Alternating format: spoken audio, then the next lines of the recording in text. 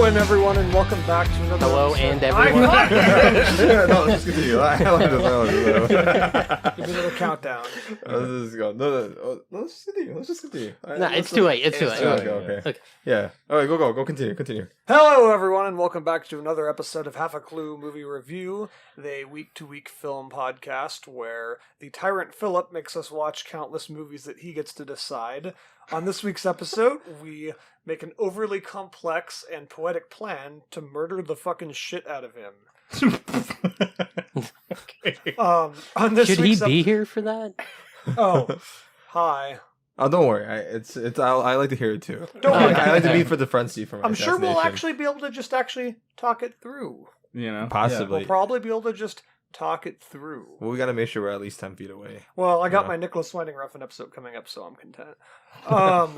Anyways, on this week, following the Tony Leung episode, we're going to be talking Leung. about Tony Leung episode. Leung. Following our last episode, we're going to follow up with his first appearance in an American movie, Shang Chi and the Legend of the Ten Rings. Very exciting stuff. Is this Tony Leung episode part 2? In a way, In a way, it really yeah. is. And also, we're going to discuss Hero. the Jiang Jimu Wushu classic. Also a movie with Tony Leung. Yeah. Let's Looking very, very different, by the way. Yeah, he looked really different in Hero. go. Yeah, it looks You can see it when they do close-ups. But like I think from a distance it's like, what? I don't know, he normally looks very clean cut. He's kind of like he always looks like a wholesome guy. You know, even like I know that we've seen him play like a couple of pretty messed up roles, but he looks like a nice person. You know what I mean? Yeah. Like in Chungking Express and in the Mood for Love, obviously he's in Love much Actually. more. Oh no, yeah. Yeah. Love Okay. Actually. When Hardboiled, he was like he was like a little unstable at points. So, like it's like I'm just undercover all the time, and there's all these explosions and John Woo. But, How like, does him survive? But even when he is Lots like of birds. playing, Yeah, like Yeah, were a- there doves in that movie? but even Yeah. when he is playing like an evil villainous character, like in Shang-Chi or in Lust, He's very Caution, clean cut, Lust- yeah. he's very clean cut. It's weird to see him with like long hair and facial hair. But I guess I've gone on this tangent enough already. Yeah, what's it called? Yeah, you know what's called. And I'm sorry for us, giving you crap for not saying Tony Leung correctly. I mean, it's better than saying his actual. I know, like I just figured out how to say his Chinese His name. full name? Yeah, it's like Liang Xiao Wei or something. It's not too bad, but then like it was like bit of a research because like when I hear like people at TIFF saying his name, they're like Liang Chai Wei, and you see his face just go, oh. I bet you John Cena would be great at pronouncing his name. Oh yeah, and after that, apologize to China for not pronouncing his name. Tony Leung is the man. I mean, like he definitely got me more excited that he was in Shang-Chi. Like that's something I wouldn't have been that hyped for. I'm not hyped for like any of the fucking Marvel movies, but that does add like a certain level of okay. If they got him, there has to be a reason. And I would say, and we'll get to it eventually, but I would say that was definitely my main reason I was excited for Shang-Chi because that's his. It might actually also be his only ever foray into American cinema. Although I do like the lead, I'm forgetting his name. Simu Liu. I really like him in Yeah, he Kim's was good. Convenience, I obviously. Yeah, he was really good. So I remember, like, I was actually watching Kim's Convenience, like, a month ago, and I had no idea he was going to be Shang-Chi, and then my girlfriend just said, oh, that's going to be Shang-Chi, and I was like, oh, that actually, cool, I like this guy. Yeah, makes sense. Got the They definitely brought his comedic chops, too. yes. Which that's. Oh, We'll discuss it. Yeah. Yeah. Okay. So the first film we're gonna talk about is Hero, which is what's it called?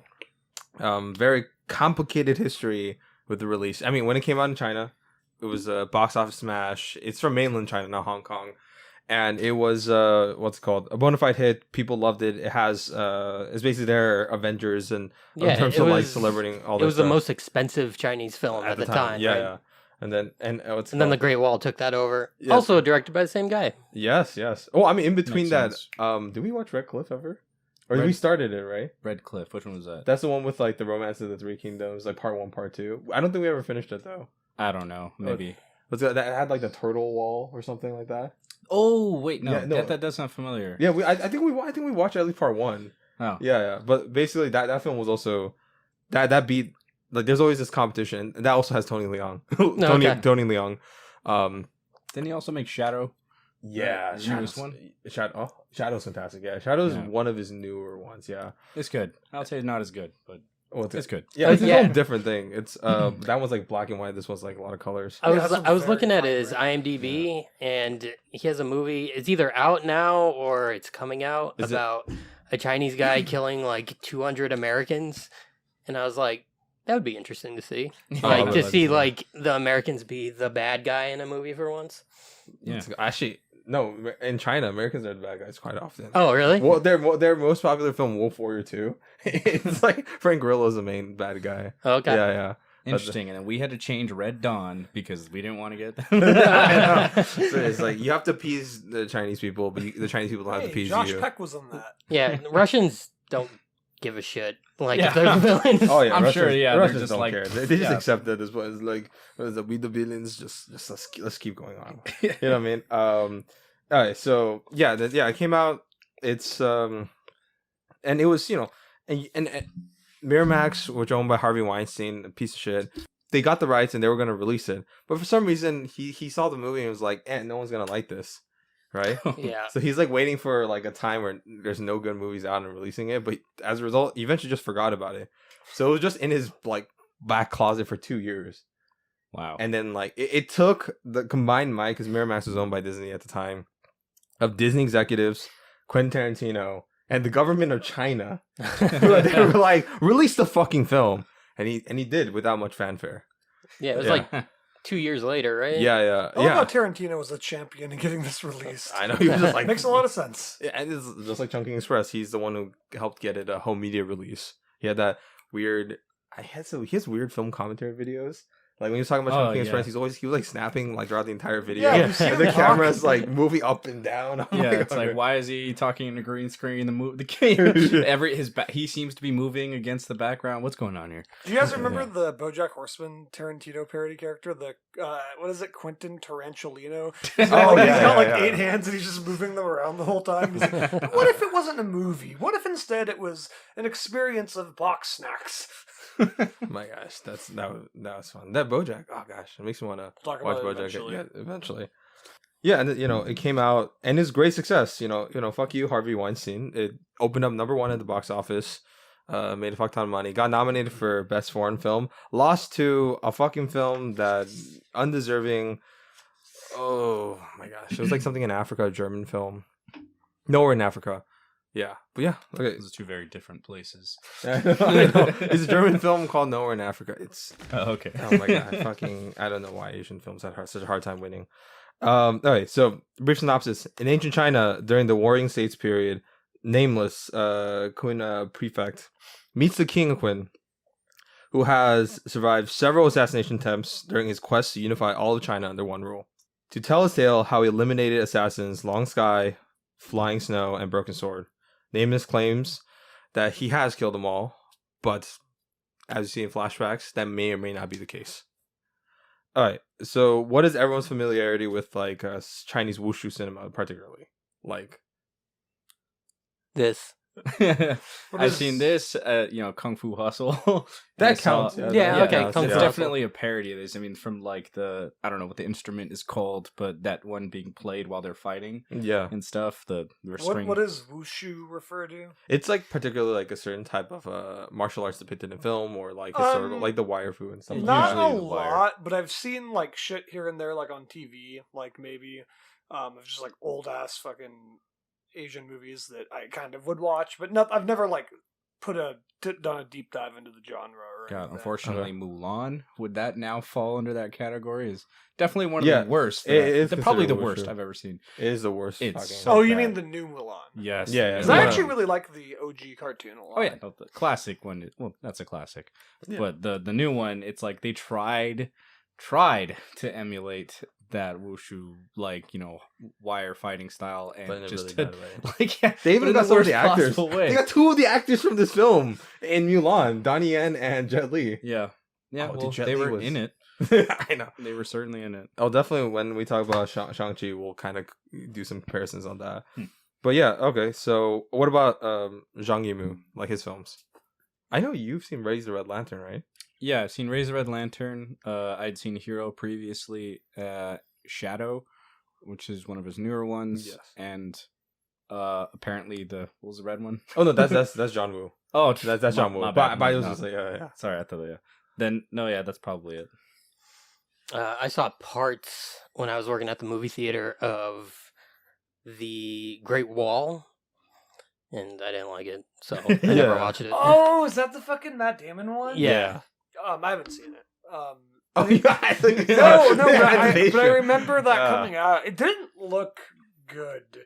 I'll say I don't hate it as much as everybody else does. I wanted to give it a chance, but like no. It's like 'cause it still has his like. I'll say this like definitely can tell because like he hasn't directed. He directed Christian Bale in like Flowers of War. Such a weird misguided hardcore white savior trope. Like all these Chinese people didn't know what to do until Christian Bale showed up as the priest who suddenly stopped like invading forces. Like, you are not to come in this church. I am protecting these Chinese people. I am Christian Bale. And I was like, oh okay. And it was weird. But the Great Wall, it has like I could see like at least some visual elements and stuff. Like in terms of like bad blockbusters, this is actually probably the best of the bad blockbusters.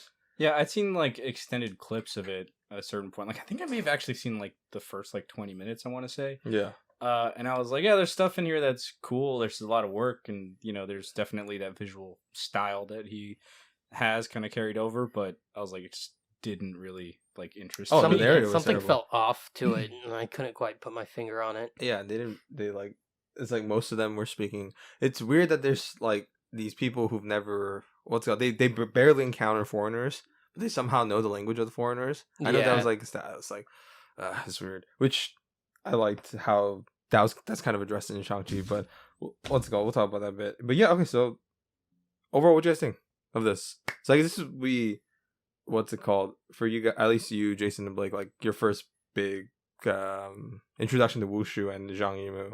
Yeah. Like, how'd you guys think about it overall? I liked it. I don't love it. I like it a lot. I thought it was like visually gorgeous. And obviously it's heavily stylized, which I like. Like there's so many shots that definitely stick out. Like it doesn't turn out to be a real scene, but when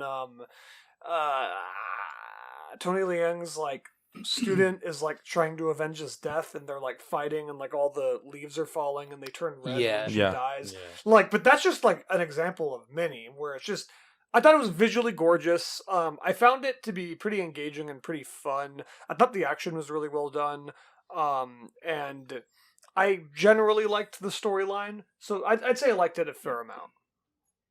Yeah, I liked it as well. It got a little ridiculous for me at times, like specifically the arrow sequence. Right. I would kind of laughed when the guy was just sitting there and he wasn't getting shot. Everything was going, all the arrows were going but what did around you- him. But knowing the content of the story, that it might not be because it was like his fifth Yeah. And then like how they were just fighting off all the arrows and stuff. Like literally, she was using a cloth to beat arrows away. I thought it was funny, but I understand It's like it's very Wushu. stylized, and but at times it felt a bit over the top. But other than that, yeah, I thought everything was. I really like the story, and obviously I appreciate all the effort that goes into making a film like this. Seems like a lot. Yeah. Out of curiosity, do you like Kill Bill? Because it kind of has that vibe to it of like the overly stylized, ridiculous. Yeah, like, I saw action. Kill Bill once when I was like 10 years old. It's one of my favorite So, movies of all time, Jason. I need You to gotta watch it. Yeah. But I did remember liking it. I'm sure we'll do a Tarantino day Yeah. someday. That's fucking 9 movies, man. And a lot of them are Yeah. long. Yeah, I really liked it. There's certain scenes that like I loved, like genuinely just really loved, and there's other ones that were kind of didn't quite work for me as well. I'd say probably the arrow scene was like a weird mix because it was like part of it I thought was really dope. Like I like the part actually where he's sitting there and the arrows are hitting around him while he's doing the calligraphy. It breaks this thing. And he breaks it and he just grabs the Yeah. arrow out of the air and just keeps doing it anyway. And then like where the master's sitting there and like they're hitting the backboard and stuff, which I'm pretty sure was a nod to Ran, right? Like yeah. And then just a lot of that was cool. There's tons of stuff that I enjoyed. The colors were so really freaking well done. Yes. The action, keeps going. It's great. Yeah, and I get like honestly, if this is your first like I didn't hate it, by the way. Like, no, I get it. I It's guess I drawing. shouldn't have started off with a criticism, but I did really like it, and I thought the action was really well done. But there were a few moments where I was just like, ridiculous. But That's true. It's fun, and that's the. I don't know. It's I'm fun. okay Yeah, with it was fun. There's a lot of people who aren't quite don't engage with that. And that it also stuff. helps that all of the movie is essentially like a story being told. That, Yeah. Like, Yeah. in my headcanon, I'm like, okay, it's storytelling. Like, Yeah. I don't know. It helps my headcanon for that. I get that. It's like Wushu is basically like China's version of like their fantasy films, Mhm. or like grounded or magical realism and stuff. yeah, Yeah, so I get that they do have stuff like that. There's some real bad versions of this, like Wire Fu. That I think Austin Powers might have like parodied in like Goldmember or something, with like the Fat bastard. fat bastard, and he's like spinning in the Wire Fu and He stuff. gets caught. Yeah. What's it called? Stuck. But yeah, I mean, like, right, for me, it was, as a kid, it was like interesting. I became a little stupid after watching it because I legitimately thought I could stop bullets with cloth. I was like, oh my god, if I could stop arrows. Yeah. And then There have been some good instances where it's crossed over to the U.S. Like The Matrix is probably Yeah. the biggest one. Yeah. where yeah, They really They released a new poster. They did really. Yes, trailer yes. Oh, tomorrow. Taylor tomorrow. What? I'm actually excited for I- it. Probably a don't week ago from care. when you guys hear this. Yeah. Yes. The first It'll be up. Matrix is overrated. Let us know in the comments what you thought of What? it. Wait, Okay, we Blake, will- get out of Yeah, here. we're gonna get out of here, Blake. Definitely discuss that when we get to our Matrix episode. But Yes. but there's been some good overlap, but for the most part, like I haven't really seen the West do it that well. No, outside of the terrible. Matrix, the first one. Yeah, they're terrible when it comes to trying to mixing Hong Kong. Well, actually, no. I guess. John Woo doesn't really. I mean, not John Woo. Fucking John Wick kind of implements some, not wushu, but like some Hong Kong action. Oh yeah, Yeah, like gun fu and yeah, stuff. but that's for very example. different. Yeah, though. yeah, That- but wushu stuff they haven't done like Yeah. well at all. Yeah. Oh gosh, and wire fu. Yeah, they never done wire fu well. Fucking Yeah. Americans, please get Yeah. your game up. Other than the Matrix, you're the Matrix. Yeah, other than the Matrix, but because they were made by like two fucking super nerds. Yeah. You know what I mean? Yeah, they were like fucking like watching Akira and Ghost in the Shell. They were like, we could put this in film. Yeah. Great Yeah. job, Wachowskis. Wachowskis. Wachowskis. It's called. Okay, so let's just dive right into narrative. It's kind of broke up into three main flashbacks and one flashback within a flashback. Yeah. And then it's by the colors, which is like a great visual way. Like if you don't watch this with subtitles, you could just simply watch and kind of get an idea with like the feel and the tone. Yeah. Even though like the colors are more for aesthetic reasons. I and feel like less it'd for be really narrative. fucking confusing though without subtitles. Be Yeah. like, wait a minute, that guy's dead. That's just like wow. It's what's it called? But yeah, it's I know Christopher Doyle, like he specifically did this, like I just did it was the prettiest color, the film. And not because like he specifically bashed like the color theory.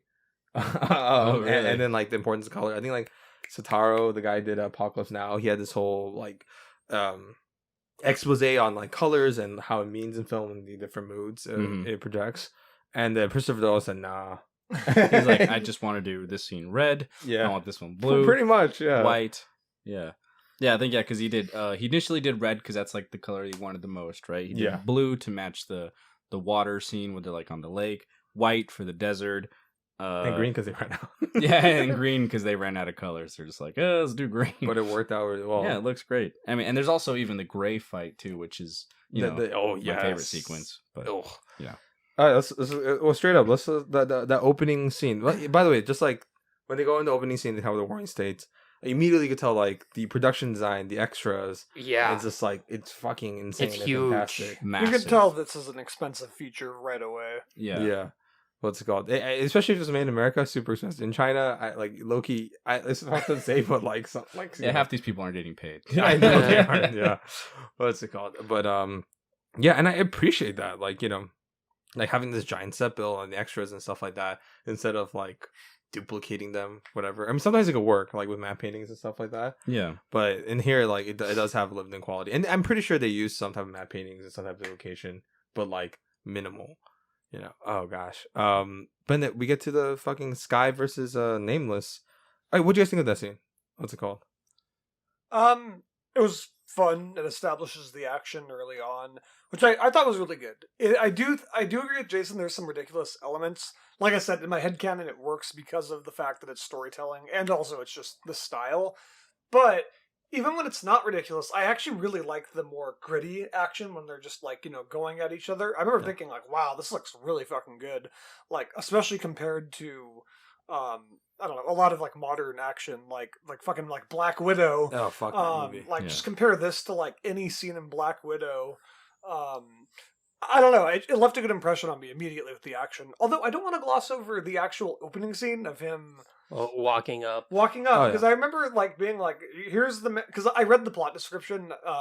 It was just like I think the plot description is more like he sets out to kill 3 assassins for like or for whatever the fuck he's doing it for. In the plot description, and I remember he like shows up and he's like, I did it, and then in my head I was like, wait a minute, am I like watching the end or something? Like, yeah. I wasn't expecting him to be in that room for the entire movie, but but it works. Yeah, that's actually the best part of the movie. But we'll get into that later. I have a lot to say on that note. But yeah, I thought the first fight scene and opening scene was really good. So that's like my absolute favorite part of the movie, Yes. The fight scene between Jet Li and Donnie Yen, just because you get to see these two master like martial artists really kind of go at it. You see their own choreography, like from what they're like physically capable of, like in full display, and then it's like enhanced by the wire work, which is like what was awesome. I'm like, that's just what it seems like it should be. And then the use of like music and nature with the rain and everything. Yeah, and the rain and like the slow motion stuff, like it just, you get that sense of speed and timing and rhythm that they're really trying to like express when he's like sword fighting or just fighting in general is a lot like music because of this and that. Yeah, and then, I love that like dialogue. It's a dance, yeah. Yeah, and it feels like it because you see them just like matching each other's moves, and then also the fact that they're fighting. At first they fight physically, they kind of get a gauge for each other's skills, and then they're just fighting in their minds. And they're just silently just going through the motions of how, and that's been done in later stuff, I think, because I feel like I've seen that in other stuff as well, where characters kind of like play it through in their mind Sherlock and then Holmes, they act it out. Yeah, that's true. Yes, wow, Sherlock Holmes does that, but like this does it better. Yes, this is like a million times more like it's also more subtle, poetic, and subtle, and you just see them kind of like going through in their minds, and then they immediately know like, oh, I got this guy. This is the move I'm gonna make, and then it just happens lightning quick, and it's like, oof, that's so fucking dope. Favorite part, I love it. What about you, Jason? Yeah, I really liked it. I thought, obviously the choreography is fucking phenomenal. Seeing both of them go at it, because I know they're both like legends in their own right. So seeing both of them just like go hard was a lot of fun to see. And also I love the old man playing the fucking music. I love how he asked him, because the old man was like walking away, and then he's just like, hey, you want to play us another song, please? He's like, yeah, sure, why not? I got nothing better to do. It was just fun. It was fun to watch. I really enjoyed it. I really like it because in the sense that like this immediately establishes as like fighting compared to other films or other genres where it's like fighting is not like a form of violence, but here it's like a mode of expression, right? Artistic expression or an emotional expression. It's like an art. Exactly. Really, and I love that. It's like a unique perspective to do like on-screen violence and stuff like that. It's definitely the also the one that uses wire work the subtlest, I want to say. Yeah. Like once we get to like the lake scene, that's when it's the most enhanced for sure. And I think it's okay for that scene, especially because it's kind of like, what we'll get into it later. But like, I think for this one, I like that it's just their normal fighting pretty much. And then it subtly gets enhanced a little bit here and there, like for extra kicks and like kind of moves. And then until like at the end where he's like running through the raindrops, which was awesome. Yes. And it's like, oh shit. Like, I don't know. It's awesome. I love how it kind of builds too. I also like how that like when they go into like just visually distinct what's in their mind and not that when they're fighting is black and white, and also like whatever's white or like their blades are like what's it called it's purposely like blown out a little bit. Yeah. Yeah, so like it's like the most distinguishable part of the image, Yeah. Yeah. and even the framing too. Like you know when like they're closing their eyes and they have their like long swords out or the long things. Like they do canted angles, but like not in the sense that like Kenneth Branagh does it for every other fucking shot in Thor, but where it's like it purposely does a canted angle just because it looks pretty, because like you want to include the person in the frame and and also the sword and in its full display, and it makes the sword and honestly the main subject compared to like the Swordmaster, Yeah. which I like. That's like a cool way and cool different way to shoot. Very different from Chungking Express, where Christopher Nolan's like just doing like the different things. What's called? All right, let's get into the next flashback, which is the calligraphy school flashback in the Zhao State, which is all red and super red. Very red. Yeah. And it, let's start with Jason, because you mentioned that's like one of the things that kind of like not necessarily bothered you, but you said that like you thought it was ridiculous regarding this stuff. Yeah. It was just like first off, when you see all the soldiers like setting up and like they're gonna fire all their arrows, I thought it was awesome. I thought all the arrows flying in was awesome, but how everyone was just like standing around and not getting hit while like people who didn't matter were getting hit and dying, Yeah. that to me is just like a little to me. But I did like Tony Leung like catching the arrow and like continuing with his calligraphy, and I like the whole aspect of the calligraphy. Like plays a huge role in the movie. Oh yeah, totally. It's like they train their swordsmanship through calligraphy. Like when we get into that, like in the green flashback and stuff. I love that. Beautiful.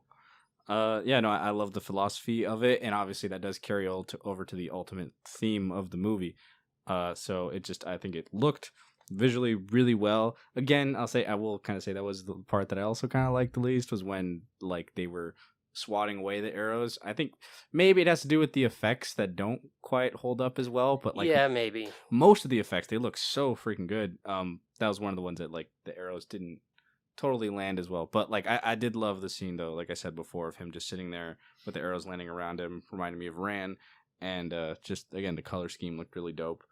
It was great. Even like the love scene where they're like kind of just wrapped in in the silk and they're just moving around, and then he's like tells her to leave, and like you just see her in the frame, and then she cuts away to where she's sad, comes back and she's gone, and he's still just in that position, like just kind of empty, I guess. It's really good.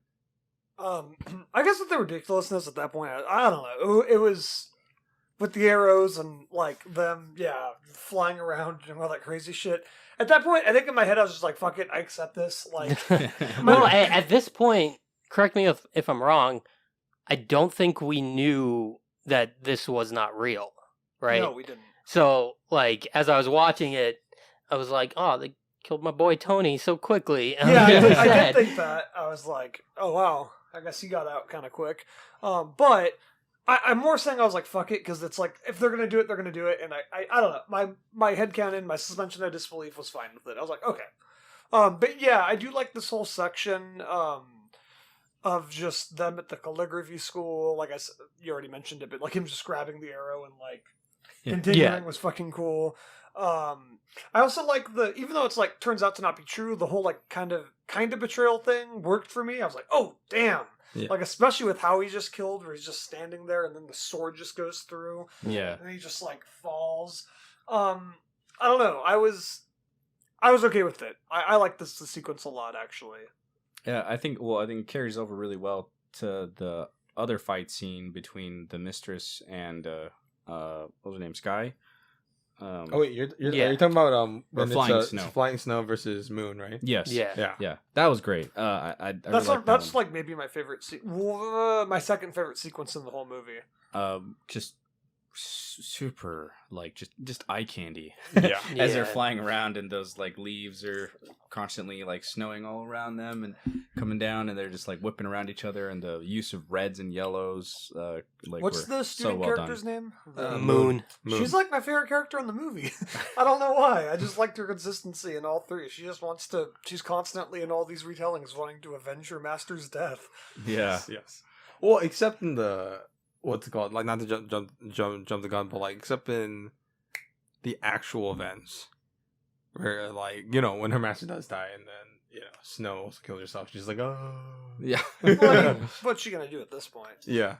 Let me stab herself. Join. Join. Yeah, Not saying make I'm it advocating endless. suicide, but she honestly, in a weird way, I feel like if the story continued, that's something that character would do. What I mean? Yeah, she's rather enamored with Tony Leung's that broken sword character. Yeah. Yeah, gosh.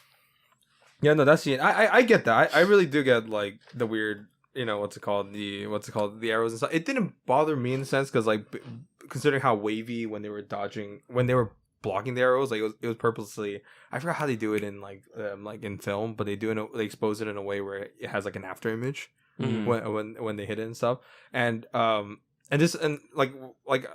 I watched the film, I already watched a lot of wushu films, so it's like it's probably just part of the genre where it's like it's their fantasy, like it's not it's, It didn't bother me that much, but yeah. No, I guess that was the only part. Jason's the uncultured one. It didn't bother I me get that it. much You hate either. it. You never want to watch it again. Yeah, it's just like they're superheroes in a weird way. Yeah. But one thing I like it compared to like how maybe Marvel or some of the other films do it nowadays is that when something like this happens that could be considered ridiculous for other people, they don't make a joke out of it. Yeah. They completely commit to the idea, self-seriousness. They go for broke, whether or not you lose some people or not, and I appreciate that, whether or not it works for other people. And I think even for, like let's just say like when we watch Shang Chi, one of my problems I had with that film was there was a tendency to humorize a sequence like something like this, not quite like this. The film nowhere teaches like this visual level, but they undercut it with humor or like with modern elements. Do that a lot. Yeah. Yeah, there's a lot of that in that movie. There wasn't a scene where Broken Sword did a flip and our main character went, "What a poser!" Yeah, and then oh gosh, it's just like the reds and like I like how the choice of color also influenced the production design, like red. Like just like simple things like that, like like they're just wearing all red. Oh yeah, red buildings, and it's like they rebuilt that scroll room like 3-4 different times because it's red, blue, and white. I think at one point, right? Yep. It's like 3 times. They just had to like completely redo that entire scene, and it looks gorgeous and it works. Like yeah. All right. So next flashback is the king was like saying, "Oh, okay, yeah, I call bullshit." Yeah, I love that. I love that he's just like, "Nah, dude, that didn't happen." Yeah, I just like I met them once, and I love the statement from it where it's like I just met him briefly, but I was able to just judge his character and saying that that they're both very honorable people and they would never have affairs like this or die over an affair. Yeah, and that kind of just established like kind of the intelligence and the the emotional intuitivity that or intuition that this character has, and it kind of gives an extra dimension and layer to him because when you're first starting off the film you're kind of thinking, oh, okay, big bad they have to kill, right? Yeah, but then once that scene happens, it kind of for me it's like flipped the not completely, but like it kind of like changed my perception on his character a little bit more. Yeah. At least the way I wasn't sympathizing with him quite yet, but I was like, oh, okay, so there's a little bit more to this guy. Definitely adds depth to him, to his characterization. Yeah, and then he has his own perception of the events, and which were like when we find out in the end, it's somewhat close. Yeah. I like that he switched it up. He's like, let me tell you what I think happened, okay? Yeah. This is what I think happened. And then it just goes into it, and you just see it through his eyes and what he's imagining, which is the blue segment, right? Yeah, the blue segment, yeah. Which is, I think, I don't know. I think, I know red's the prettiest for sure, but then blue has emotionally some of the most resonant sequences for me. Yeah, because that one's like first we get there's a theory for this kind of color stuff. Anyway, so the blue segment, that's when he goes into the interpretation of like seeing how the they were conspiring, right? Yeah. And that he changed his tune. He's like, and this is why I think you were able to actually defeat was it Sky? Yeah. He's like, you guys came up with this plan and everything, and he sacrificed himself, which I liked that. Yeah, and that was good. That makes sense because I would have been like, "Oh, it sucks. Donnie is dead." Yeah. And then we have the sequence where he's using the sword to cut up the scrolls, or just to show how swift his sword is. Yeah. Which I thought was great. You know what I mean? Yeah. Seeing like all the scrolls collapse at once, just just in that wide shot. If I worked there, I'd be pretty pissed off. But Oh yeah, exactly. It's like I would even love like a weird like TV spin-off of like what's it the called? guy who works there in all 3 different memories. Oh my god, like his perspective. They're all probably evil villains. And they have swords for their heads and stuff. What's it called? And he's probably an older guy too. So he's like, it takes 3 hours of him just putting fucking shit back. Oh my. But yeah, and then, I really enjoyed that sequence, and then we have the duel between Snow and Nameless, which was just like you had all the soldiers in like what's it called with the shields, not turtle formation or whatever, but like a certain type of formation around it, and they're kind of encroaching as they're fighting. Yeah. And also we kind of get like somewhat of an honor system from Nameless, who's saying like feel free to step in after, but then honor this battle between us, and even the soldiers like honor the system, giving them some level of death for like, okay, we'll honor this duel. Yeah, and then that whole sequence was great, just like little tick and tack. Whereas it didn't seem excessive, it didn't feel overlong. That it was all for either producing emotion or for the narrative's sake. Yeah. What's it called? I like how she's basically like, come on, like hurry up. Just Yeah, she's like, stab me. Unsheath your sword, like get this fucking over with. Yeah. And this is before we know what actually happens, right? No, this is after the king figures out, because Blue is when the king figures out. So I guess we No, but this is technically still, didn't know. Yeah. Before the not actual, not the whole actual we event. think, The whole she show. dies at this point. Yeah. We don't know the full story. I like how we kind of see this fight 3 times, right? Basically, because This one is two. Twice. Is Twice. this the one where it's really quick though? No, that was the first. The red Yeah, one. so we do kind of see it 3 times then. No, Oh. twice. Don't twice. Well, I guess.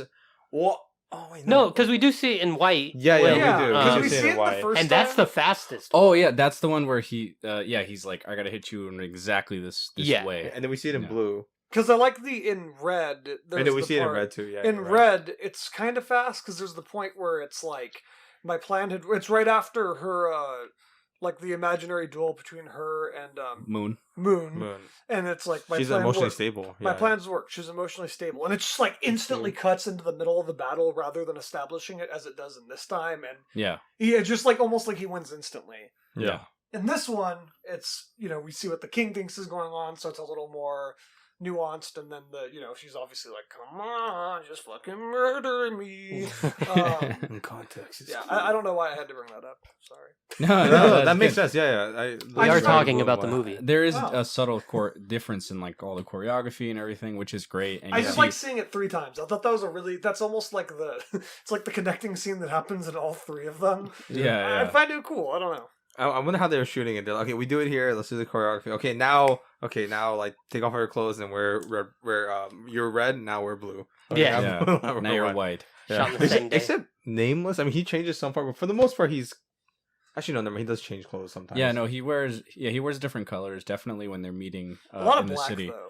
Yeah, and I think he's wearing black. I want to say in like the last 2. He's like- wearing black in a lot of it. Yeah. I know he's definitely wearing red the first time. Yeah. And he he's does wear wearing- blue. Yeah, and he's when wearing he introduces himself. Yeah, when they're the blue in the second one, and then White in the third. He did in the Yeah. scroll scene. He was wearing white. Oh, so yeah. never mind. He does change quite Yeah, a he bit. changes.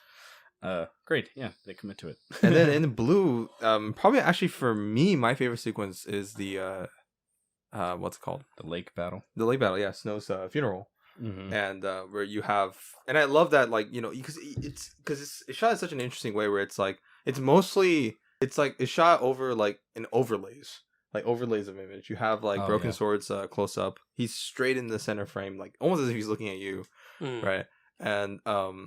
And it's just like, and it's like the opacity is like kind of low, and then you see like the battle happening in front of, like, on top of his face. Yeah. And then you have Nameless face and also that opacity, and then you have the voiceover where it says this fight does, like, it's happening, but they don't really want it to happen because they don't want to hurt each other. Yeah. Yeah. What I really appreciate about it, and I think of just all the wushu fight style, like, that's when it's done well, at least it seems to me like they keep this internal logic and it's consistent. So like when they're fighting on the water, having like a sword fight on top of water and chasing each other around, it's like doesn't make any sense logically. But in this world, they seem to like they show the resistance and kind of like bouncing off the water, and at first it's the weapons, and you kind of see their feet, and then when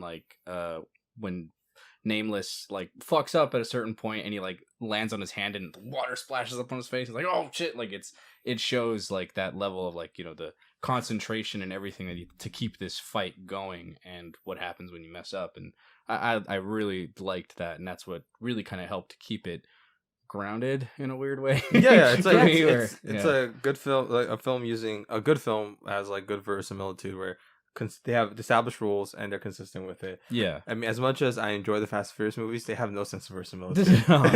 Yeah, Or- exactly. It's like I'm willing to believe this shit because they're like flying around, but like they're at least they show them like, all right, so this is how they're staying off the water, and then you know that's the through line. You know, and it's like cool, okay, I can deal with it. Then now, just don't You break can. those rules. You can. If they just started fucking just like whizzing around over the water's surface, like okay, I would love to see a Vin Diesel remake with Hero, where it's like Yeah. he would like just like he would become a submarine or something. At one point. Which character, if John Krasinski directed it, would he play? And you can't say all of them. He would play definitely Broken Sword, Yes. and he would play the Emperor. Those are the two characters. I said one. He only played one. Not all, but those are the two characters. He likes to play as himself as the handsome male character and also the Emperor. So If that's he just was, his wait, ego. if he was the Emperor at the very end when he jumps up and doesn't stab him, he would have gone, ah! No, he would have been screaming the entire, that entire sequence. Like, come on! Oh! Oh my gosh! Oh, okay, honey. Should we play, when are you gonna be Mary Poppins again? oh my god, That's it called. Oh god, I fucking hate John Krasinski. What's it called? Not the actual person. Maybe I meet him, he's okay, but I hate your films and your filmmaking and everything you stand for. So I think he hates you at this point. who knows? What if he? I'm like surprised if he actually listens to this and he like listens. this just reminds me of that scene from Mad Men when Don Draper like he kind of fucks over one of his like underlings, and then his underling like when they meet in the elevator, and he's just like, I feel bad for you. I go home, I feel bad for you. And then Don Draper's like, really? 'Cause I don't think about you at all. And it's just Wait, like, which one's that? Is dude. that the is it the guy with the glasses, right? Yeah. I Yeah. can't remember his name. He even tries to fuck Don Draper's like ex-wife at the end or something, right? Does he? Oh, no, not Harry. Not No, Harry. no. Okay, It's the other young copywriter guy. Like I forget his name, but it's great. The Jewish dude. I forget. It's what his name. He cuts off his own nipple. Oh, that guy! Yeah, he had a crush on Peggy. Yeah. Anyway, Dude, that was classic. Yeah. It all ties back to Hero because that's just my favorite lines from the whole show. He's like, I don't think about you at all. It's like, damn, that's rough. Anyway, back to the thing. yeah. What about you? Like, what do you think of like that lake sequence? That's visually beautiful. Yeah. And pretty high in the emotion category. I mean, like you said, it is a funeral. It does a pretty good job of communicating this weird state of mind that these characters are in this hypothetical story that could have happened. Of just two warriors that don't actually want to kill each other while one of them's mourning and one of them's kind of feeling Reluctant, right? reluctant and also guilt, even though he knows he has to go through with this essentially. Yeah. So yeah, it was a pretty interesting and nuanced emotional scene, and of course the blues bring that out. So Yeah. yeah, And Yeah, it was beautiful. I love the I'm sure you little hated moment. all of it. Shut up. I did laugh at one part in the scene, but I loved when she got the water on her cheek, That's and amazing. and Tony Leung's just like, nope, fuck this fight, and he like goes to her, and he's just because he wants to keep her pristine, you know.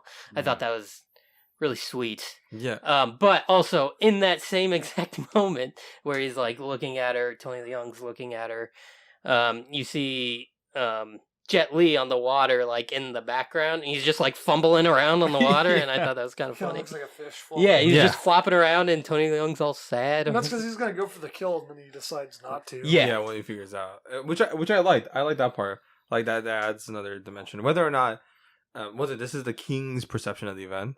But, Yeah. but whether or not, But it's it true or not, also, again, it shows he's like honor bound. it shows the king's like respect for these people and who Yeah. he thinks they are. Yeah. And I did like that scene. Like he splashes the water, goes back to his face, like ooh, Fuck. Yeah. You just hear it in the back of his head.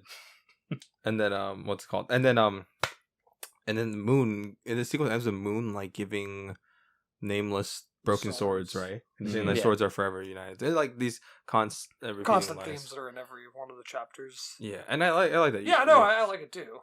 We didn't even mention that Maggie Cheng as Flying Snow. She's like Tony Leung's counterpart in the Mood for Love. Yeah. And it's like, oh, great, they're together again. Like, that must have been like on purpose. Yes, of course. No, I think It so ended too. so well for them this time. I know, right? It's Yeah. like, at least It we all- get to see them be together For a while. They have such just 3 tragic ends. Yeah, I they know. just keep 4. killing in a them. weird way. This movie's like enhanced if you watch In the Mood for Love because they have Yeah. that inherent chemistry. Yeah. Yeah. Oh, yeah. Kind of in a side tangent, but I'm gonna ask Philip because he's seen every movie ever. Have you seen Mr. Nobody? Yes. You're talking about the Jared Leto one, right? Yeah. And all the different lives. Yes, I saw it when it came Similar. out. It's been a while. Kind of some. I mean, very different. Yeah. But reminded me a little bit of just like seeing a bunch of different versions of a reality that could happen. You know what I mean? Yeah. Obviously, in that movie, it's more. Yeah. That's all that it's about, and this one's a little different. But I don't Yeah. know. It's, So I it's thought like it was it's like spanned over all of Hong Kong cinema. Yeah. It does in one film. I That one, think like, this one is like a little more homage to like Rashomon, right? yeah. Which makes sense. That's cool. There's a lot of like there's a little Kurosawa stuff in there, which is really cool. I like that. That's kind of sprinkled throughout almost.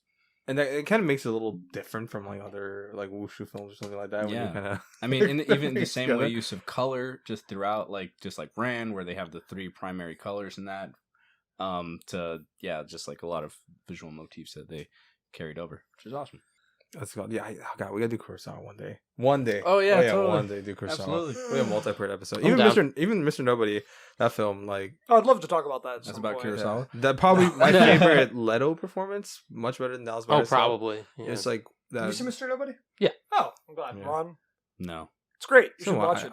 I'd lend you the Blu-ray, but I don't know when I'd get it back. Yeah. It'd be at least a year. That's Just a reminder that Ron had a Blu-ray of mine for almost exactly a year, but it was a little bit over. It and was he Killing of a didn't Sacred even Deer. watch it. And I watched it eventually. I think when I gave it back, So Yeah. that's fine. Cowboy Bebop is still on the shelf. 4 Okay, years. well let's move 4 on years. here. All right? 4 years. I just Yeah, and then we get to the white segment, huh? Yeah. What's it called? And these are the actual veins according to Nameless, right? Nameless was like, and Nameless asked like how you figured it out, and it's based on the candles, which I like that they were Ooh. like it's like why it's there in the first place. And I was They trying should- to tell whether like the candles were like in effect or whether it was like actually practical. I was like, I could see them doing it practically, maybe, but also they kind of look like they were in effect. yeah, I think both probably like a mixture of Yeah, some it's things, probably like, a mixture of the two yeah. of them. because like what's it called or they shot like a regular play with the candles and they shot like a separate one with like the blowing with- and putting it on. And Yeah, stuff. yeah. yeah, because Makes sense. It was done 'cause- very well. early 2000s CGI fire is really bad. So I don't think like they could have rendered that properly, especially in China. Not gonna lie, like Chinese special effects during the early 2000s. so I would hope. I mean, if they did it, then maybe they got like the best CGI artists in China. You could afford it. Yeah. What's it called? Yeah, the white events where Nameless was like, "You got one thing wrong, Mister. Broken sword." And that was great, seeing everything white. And we got back to the same sequence where after the poor library guy has to build everything back up again. At that point, I was really thinking that like Broken Sword is just about to, like bust out of the side of the like the Yeah, I thought that too. Yeah, I was Yeah. thinking He's that like, too. ah, just like fuck it, like oh shit, and they're both gonna attack him or something. I was like, it is about to pop off, but no, that did not happen. Yeah, I was expecting there to be like a massive fight scene in that room at the end. Yeah, right. Well, there is one. But- It's psychological. yeah. Well, yeah, but like Your you know what I'm your- talking the about. real Yeah. fight Yeah, scene. the real fight. Your puny Yeah. plebeian mind couldn't comprehend filmmaking if you saw it. So it's what's it called? You like what's it- Lost? Wait. Yeah, you like Lost, and you said Matrix is overrated. Matrix is overrated. Your We'll get eyes to are it. blind. We You will just get can't to it. I'm comprehend sick good and fucking action. tired of hearing about the goddamn Matrix. Get over it. It was Yeah. all right. I'm sick and tired of your bad taste in action films. I'm just kidding. I'm just kidding. The action's not even that good. So Blake. The action's Um, good in the Matrix. That Okay, so you wasn't forgot true. one thing, right? And that was Broken Sword. Yeah. So broken sword. So broken. The action in the Matrix was good. What's it called? So that fucking scene. When they have all the what's it called? It's was it pens or little sticks or something? Yeah, like yeah. that? He like I think they're the The calligraphy. the calligraphy tools, stuff that right? they were using because they're writing in the sand, and then he just flicks them all up in the air and It hits that one specific. yeah, one. there's one white one, and he's able to like strike directly through it, ignoring everything else.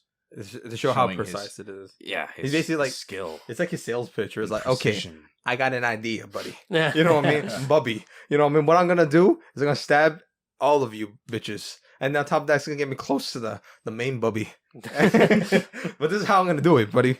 And then, but yeah, I like that. It's one of the best sales pitch I've ever seen in film. He's like, don't worry, I'm not just fast, I'm precise. Yeah. It's like, Look what I can do. yeah. Sky recovered. They were like, oh, I guess I have to take your word for it. There's no Yeah. you know. And she recovered in like a day. Yeah. Yeah. What's it called? And then and that was cool. And, we see the sequel, and then but one little twist on that scene was that we actually find out Broken Sword's motivations, where They fuck everything up. yeah, he doesn't want the king to die. He and that's where we get our flashback within a flashback. Oh, but that flashback that's such a gorgeous fight scene. Oh yeah. I'm not even like, I usually hate when movies have like this amount of action. It annoys me. But in this, it's so beautiful and hyper stylized. Like especially this one, where just what are they, drapes? Like just falling down slowly as they're beautiful. Visually fucking beautiful. Just these white drapes like slowly falling as we see our two characters just going at it. Great. It was fantastic. I mean, they even like I know what's it called? It's almost as good as like Taken 3's action. You know what I mean? Oh yeah, what's it called? 23 They're going to cuts be taken. while Again. climbing a fence. And then again. It's like I know like do you guys remember that one shot in Chloe Zhao's Eternal the teaser where Angelina Jolie's with a staff and she cuts all her green drapes? Oh yeah, yeah. Oh, yeah, it's a direct reference to this. Yeah, I'm that sure. seems like it. That was awesome. Yeah. No, I this is definitely my second favorite fight scene. Probably just in pure visuals. Yeah, I'd say this is probably my favorite one. Just because, like you said, the green drapes flowing down and like and again, there's like that psychological battle, which is great. Like that seems, I love that that's so important to this. Because like you see what's his name, Broken Sword, as he's like realizing the potential that the king has as he's fighting him, and then he's just kind of like, oh, I don't want to kill this guy, but like you see him like kind of battling with it himself, or like, they went through all this trouble, and then now he's gonna back out the last second. How the fuck do they escape that? Well, no, because The soldiers did not seem to be a problem for them. Yeah. True. He literally, like, and once again, like, because it's like basically their version of superheroes, that because of their master, when they talk about his training, he trained calligraphy, and that's how he became so good. That because of their swordplay, their sword skills, they're able to slash through like their fucking shields, 40 spears, and like all their shields like nothing, just yeah, it's awesome. So I don't think they would have a problem leaving. No, like, we're just gonna go up the way we came. It's like yeah, and then that whole scene is also like the most kinetic, like the camera goes at one point, like when the or at least it seems kinetic because the background's moving quickly during that one scene where they're battling each other, right? Like where it's a close up of their face and the drapes are just flying through their like the background of the face where the king and Broken Sword are fighting and stuff. And they even do this like super subtle thing where like King is frame left and Broken Sword is frame right, but then suddenly out of nowhere he turns, and then this is, I guess, like to show psychologically that he flipped his perception of the king and decided not to kill him. That he became frame left, so he's not on the same side, and they're both frame left. And then Interesting. And then the fight ends like shortly afterwards, and I'm like, fuck, that's just like, oh my gosh, fucking John, watch this film, and this is how you do frames. I like how in the beginning he's like, oh yeah, I've had like past 10 years people trying to kill me. Last time they came here, like I made sure to clean out my entire throne room so everything is open and clear to me. And it's like, so much sense. I know you see these like enormous silk like drapes going on the place. Like, yeah, that does seem like a pretty easy place for someone disorienting. Yeah. He learns from his mistakes. It's like, that's good. And then and also just like it's almost like seeing him in the mood for love, like just the beginning of the sequence, like in like 2 minutes, like but they actually have a somewhat happy ending. Where they're actually like they fall in love, they have the scene, like the first scene was just like them like on like this rock waterfall and they're pointing their swords at each other, they're both green, Oh Yeah. It's Yeah. like so emotionally resonant. Oh gosh, fuck! I'm so sad now. Just thinking about. I'll never see them together. I'll Yeah. never do it. And now that she's retired, yeah, not You'll gonna sure come happen. out of retirement for another depressing movie with him. Yeah. Oh my god, can you imagine Shang-Chi too? That would be impressive. So yeah, and then we're all caught up to present tense and stuff like that. Maggie, which I love setting up visual storytelling where she's like, if the assassination is successful, red.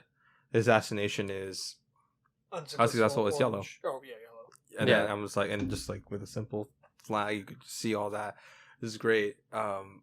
Directed with foresight. Yeah, and then we get to the whole sequence and we kind of understand, and this is where I guess we'll to wrap up the story. Is Broken Sword somehow convinces Nameless, right? We find that Nameless, the reason why he wants to assassinate the king was that he's actually from Zhao, the state of Zhao, but like he's his family was massacred and killed, and that he lived in under his kingdom for a bit. But then once he figured out his identity, for the next 10 years, he just trained and became obsessed with this skill, consumed with revenge. Just an object of violence.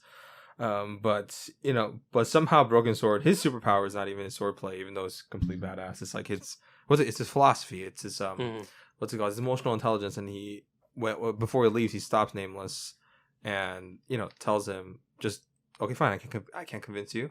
So he just does calligraphy. Our And world. Land. Or our land. What? actually, it's like, yeah. Okay, so let's talk about that. It's We killed. because of We the Miramax and like shitty translators. Like it's if you're doing direct translation, it's like Tian Zhao. It's under heaven or all peace under heaven or something like that. Oh. Yeah, and it's very different like meaning. Yeah. Yeah. But in here they make it more like territorial, like the translations. Yeah. So like knowing that, does that kind of change your perception or something like that? Yeah, it really does. I mean, it's the under heaven, right? Or Yeah, like under heaven or basically something like like that. all under like peace or something. Yeah. That's definitely way more serene and poetic. Yeah. I would have preferred that, to be honest. I mean, our land worked for me too. I Yeah. mean, it's Ireland's like more literal though. Yeah. yeah, Yeah, it's- it makes sense. It brings the feeling of like togetherness, which is I think it works. I think it's fine. It works with the main like themes of the movie. This obviously. land is our land. Yeah. That's Tony the Leung first starts one. singing I'm that. pretty sure now, like China, the You CC make me happy. happy. This land was made for you and me. Yeah. I'm pretty sure the CCP, the Communist Chinese Party or whatever, it's very Oh, happy that's our land. Oh yeah, Yeah, they're I'm gonna sure be they're like, very happy about that. Yeah, that's why they didn't have to go retroactively George Lucas's film. It's like it's not peace, it's our land. Yeah, but yeah, I actually prefer the under heaven stuff like that, all peace under heaven, because it just fits with like the kind of like the like kind of the weird languid poetic nature of the film. Mhm. And peace under heaven, because he's not there, because I know their territories are a big thing, but it's less about territories and more about just like peace under. Yeah, it's the One. philosophy, and I like that it does the ending with them like I mean I guess Yeah, we'll jump just go. in. Yeah, just go. Yeah, like with the emperor or the king eventually uniting all of China under one government or one man or whatever. Which he's known as the Dragon Emperor, or did the Mummy 3 lie to me? I don't know.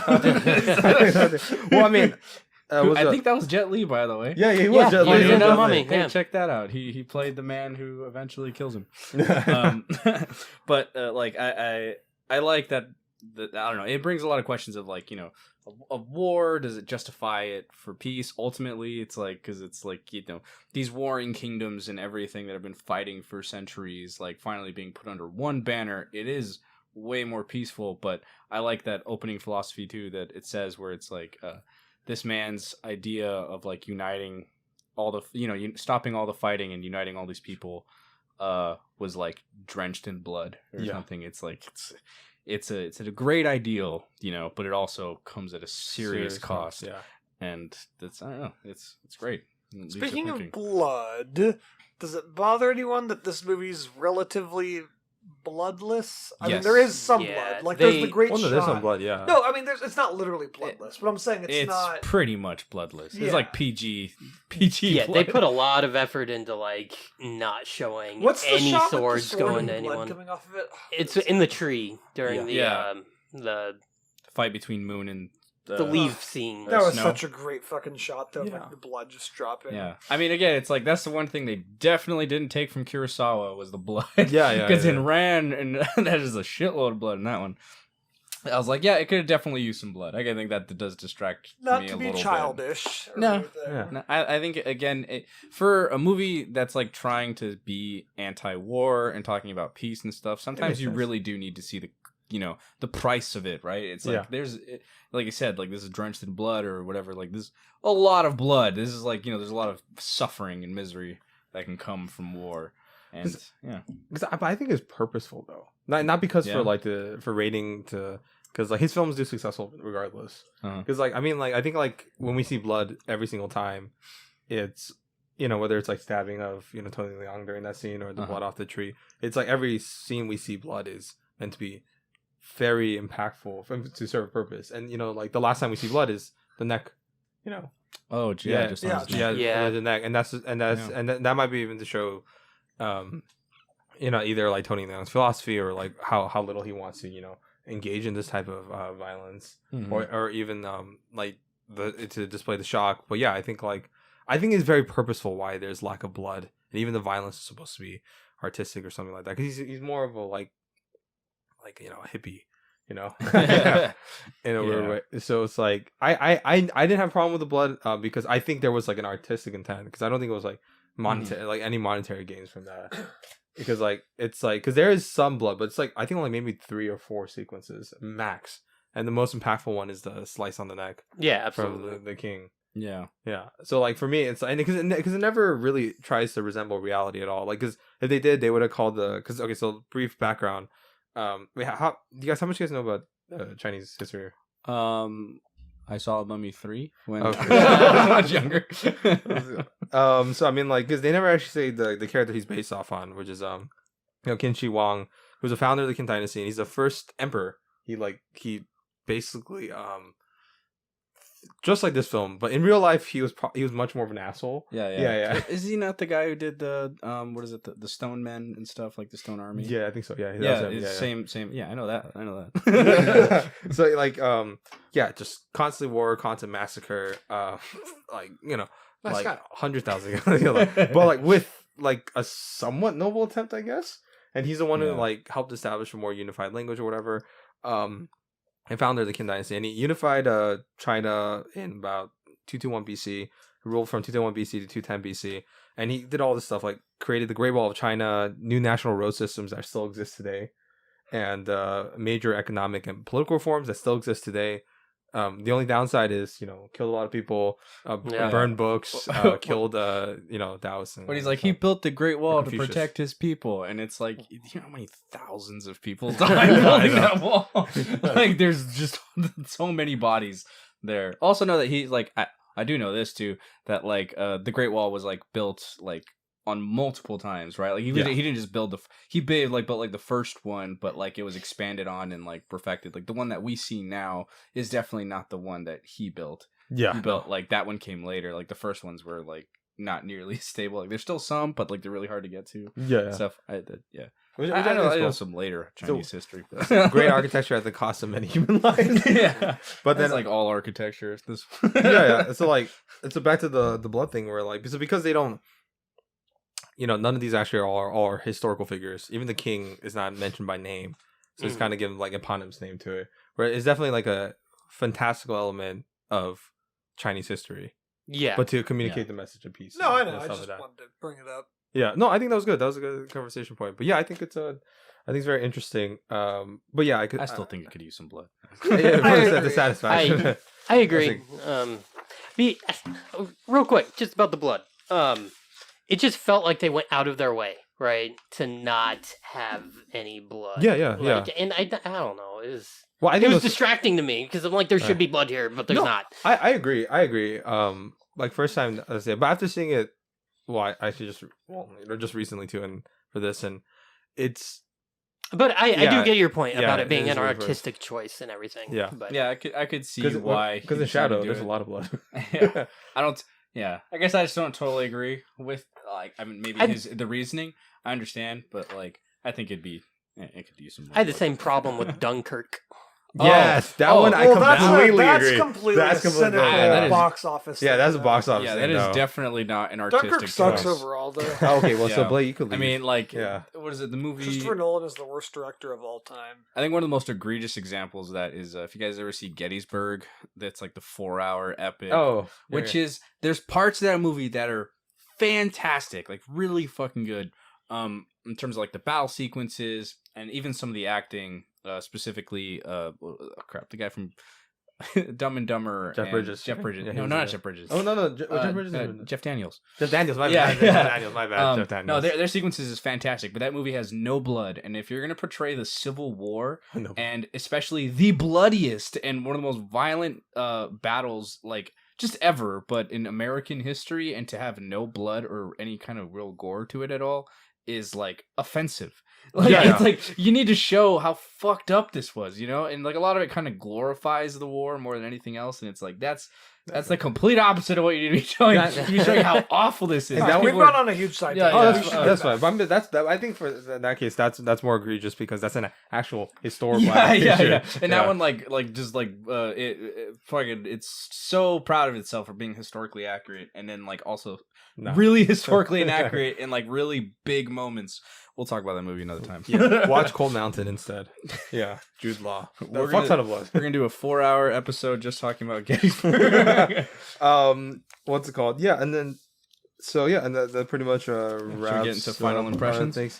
Yeah. Okay. So brief. Because, we talked about the use nature and all that stuff. Favorite performance. I like Moon. Zhang Ji. She's one of the main characters from Crouching Tiger, Hidden Dragon, which we will discuss one day. Yeah. I like Moon a lot. I don't know why. I just liked her consistency in Yeah. all three stories. Also one of the villains in Rush Hour 2. Although, also special shout out, of course, Oh yeah. Tony Yeah. Tony Leung. Chris Tucker's I mean, love interest. Young. Tony Yeah. Leung. I guess it's just impossible for him to not steal a show because he's vastly more interesting Yeah. than our main character, to be honest. Yeah, he just and his whole subset, we didn't even talk about their last scene.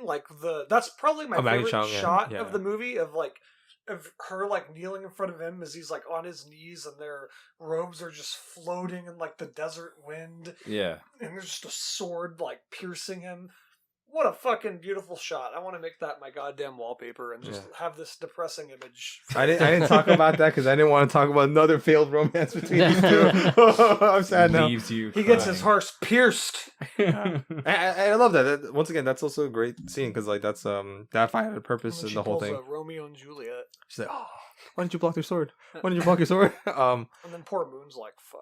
Yeah, because he's the only way you'd be convinced if by basically me not blocking and stuff. Yeah. I was just sad. Right. It's Yeah, it's a touching scene. I actually care more about them than our main character. nameless. Well, I mean, yeah, he's more like an audience surrogate in a weird Yeah. way. Yeah. Yeah. Although, before we wrap up, I do want to talk about one last aspect of this movie. I actually really like all of the throne room scenes. I know that there's all these crazy fucking battles and stuff in this movie, but I actually liked more of the psychological battle more. It almost feels like they're playing a card game in a way, or a game of chess. You know what I Yeah. mean? The way they're talking to each other and the way our characters kind of slowly getting in, and you never quite know what Yeah. either of their real agenda is, which I liked, where I'm like, Yeah. I have no fucking clue what either of these characters want out of this conversation anymore. And that's Yeah. how they, and I agree with that. That's how you make these throne scenes where in other movies we sort of drag and bore. You want to get back to the flashback sequences. Yeah. Like whenever you play Assassin's Creed game where you want to, let's go back to the past. Yeah. But in this one, in the case, that's what makes those scenes just as, for me, equally compelling as the other. I found it. ones. I don't know. I found it the most compelling. Well, I mean, I don't know. It's really a draw between that and just the love story side of things. But I really found all the throne room scenes to be even more interesting than the fight Yeah. scenes. I think that kind of carries well to what I was gonna say. That the king or the emperor at the end, he's actually my favorite character. I was going to think. say that as well. Yeah, you seeing him slowly evolve and piece things together as the story continues, and then I love the moment when he's you see was it snow or sky and Nameless fighting and stuff, and then they're both imagining it, and then their actual fight ends, and then it cuts to the emperor and his eyes are closed, and you can see very clearly on his face he's picturing this epic battle, and he's just like, oh, that was awesome. Like, Yeah, you know what I mean? yeah, Like, yeah. and then and then his whole realization and how much respect he has for the other for the assassins, that people have been trying to kill him for Yeah. so long. And and his Yeah, ultimate... he's like profoundly moved that Broken Sword Yeah, like Yeah. spared him. he Yeah. definitely has the biggest arc in the film. I Oh, think like yeah. he really does change by the end, which I really liked, and I thought his performance was fucking great. Yeah. Yeah. So is he your favorite performance too? Yeah, Yeah. yeah, definitely. He kind of comes off as like kind of an asshole though, and I like it where he's like, wait a minute. He's just Like, very that like, shit's not true. oh really? Yeah, and I like that. He has like even like in the end where like he says that if a man like Broken Sword can understand me, then I could accept fear without that. I mean, accept death without fear. Yeah. And then I love like how like confident or stuff like that. It's like it's and like what an emperor should be, Mhm. right? And I love that. So I agree with you guys. And even though Tony Leung is a very close second. Yeah, of course. It's yeah, because Chen, and that's because probably the material gave him more opportunity to shine. Mhm. But then the actor who played it, or to make somebody who you're generally supposed to hate, but somehow sympathetic at the end, you're Yeah. somehow rooting for him at the actually. Yeah, I didn't. I Afterwards. did not want Nameless to kill him. I was like, Yeah. "Don't do it, bro. Don't do it." Yeah. And I yeah, don't it's want really to good. like to gloss over Jet Li's performance either. And Jet Just Li's like good. Yeah, he was He's really probably good. one of his best. super reserved and subtle, but it's there, and he's definitely like giving it just with like looks and small like details in his eyes and his face. He's just like he's battling with this. Mhm. And then I like that the Emperor picks up on that, or too, Yeah. like they show Yeah. You even see with They're the candles, complicated. that he's like Yeah. turning around. Fun fact: Jackie Chan was offered the role of the Yeah. Emperor. really. I'm glad that wasn't I don't the know how case. that would have gone. Yeah, I'm fine with this guy. Yeah. I mean, I totally have confidence in acting or Jackie's like dramatic acting. I just don't know if he just would have been right. Yeah. No, yeah. I think like it would have still worked, but in the sense that I think this guy brought it to another level. Because plus he just has Yeah. a better look too, Mhm. in terms of like. And all he did Emperor. was sit the Yeah. whole movie. Pretty But much. like, No, He he he, stands and turns around. Yeah. Oh. And then like No. their age gap isn't super big, right? Between Jackie Chan and Jet Li. Is it? Like I know Jackie's older, but he's not Yeah. that much older. Right? No, I think they're like roughly the same Yeah. age. So Isn't like Jackie Chan in prison for like scamming the IRS? no, he's dude. full in the CCP right now. Yeah, I We're know. not If gonna he, get he's into that. locked in China. Yeah. So but yeah, one thing what's it called? Yeah, I agree with that. That's my favorite performance. And just like that one line is super resonant where he says he finally understands after seeing oh, by the way, for viewers, audio only listeners, which is everybody, it's he is gifted a calligraphy, like a scroll from Broken Sword, which just has the word sword in it. Yeah. And then by seeing that, he's he has this like revelation that like the ultimate philosophy for warriors is actually to lay down your swords. Mhm. And now I think it's like one of the most emotionally resonant aspects of the film. Oh, and I love that as he's looking at the calligraphy, he comes to that realization by himself. He's like, no. Yeah. I think you're get wrong. it now. Yeah, he's like, I get it. And then I love that that's pretty much ultimately, I think, what seals it for Nameless when he's like, I can't kill this guy. Like, Yeah. he's obviously not just some dumb tyrant. He understands, Mhm. Yeah. He's the, what is it? Like the philosophical king or something. There's a name. He's a like- Machiavellian. So like he's Yeah. pretty Machiavellian as the end justifies the mean. Yeah. Oh, no, but there's also like there's like the philosophical, like that the movement where they said like basically the ultimate leaders, the philosophical yeah Philosopher King. yeah philosopher king yeah exactly, like Marcus Velociraptor? Aurelius or something. Oh, Someone okay, who's not only is capable and understanding but also like can think beyond the present. Yeah, It's great. It was good. And then yeah, we didn't even talk about. We'll just touch on it briefly. That final sequence with Jet Li where he just said, and I love that he Yeah. says, I already know I'm like a dead man. Mhm. And then that he goes down the stairs waiting by the gates to get hit by the arrows. Yep. And and you can see the king very reluctantly. I think that's like kind of seals the deal. Like he's probably my favorite performance because he's like very reluctantly puts his sword. Yeah, Well, that annoying. also like his constituents are like all telling him, "Fucking Kill kill Oh, him, kill him." Yeah. He needs to be made example of. Yeah. I was like, you can show some leniency. They're like, he bro. tried to kill you, and I'm like, technically he didn't. Like, let him go. Yeah. He came with, kind of the intent, maybe not. I Yeah. don't know. And I love the final like text is like he was executed as an assassin but buried as a hero. Yep. Right, and then like even at the end, there's hero burial because his sacrifice cemented, probably not cemented, but like it helps with the unification process. Yeah. Also, just want to say the movie this movie and the Emperor specifically or the King reminded me a lot of Meruem from Hunter x Hunter. Oh yeah. If any listeners have seen Hunter x Hunter and you get The Ant that, Show. like the Ant Show, yes. Well, no, there's only like No, I mean, yeah, it's an yeah. I inside know. joke. It's Yeah, an inside joke. I once tried to describe Hunter x Hunter to Blake, and he took it as the Ant Show. Oh, wait, that makes so much sense. That makes so much sense. For like a year, because of you, I explained to someone, they were saying, I like Hunter x Hunter. I was like, oh, the Ant Show. And they looked at me like I was fucking stupid. Really quick, to quote the worst line in Daredevil television show, which is a show I like, by the way. I don't dislike it, but I just dislike this one line. Claire says to Matt, you know, the thing about martyrs is they die.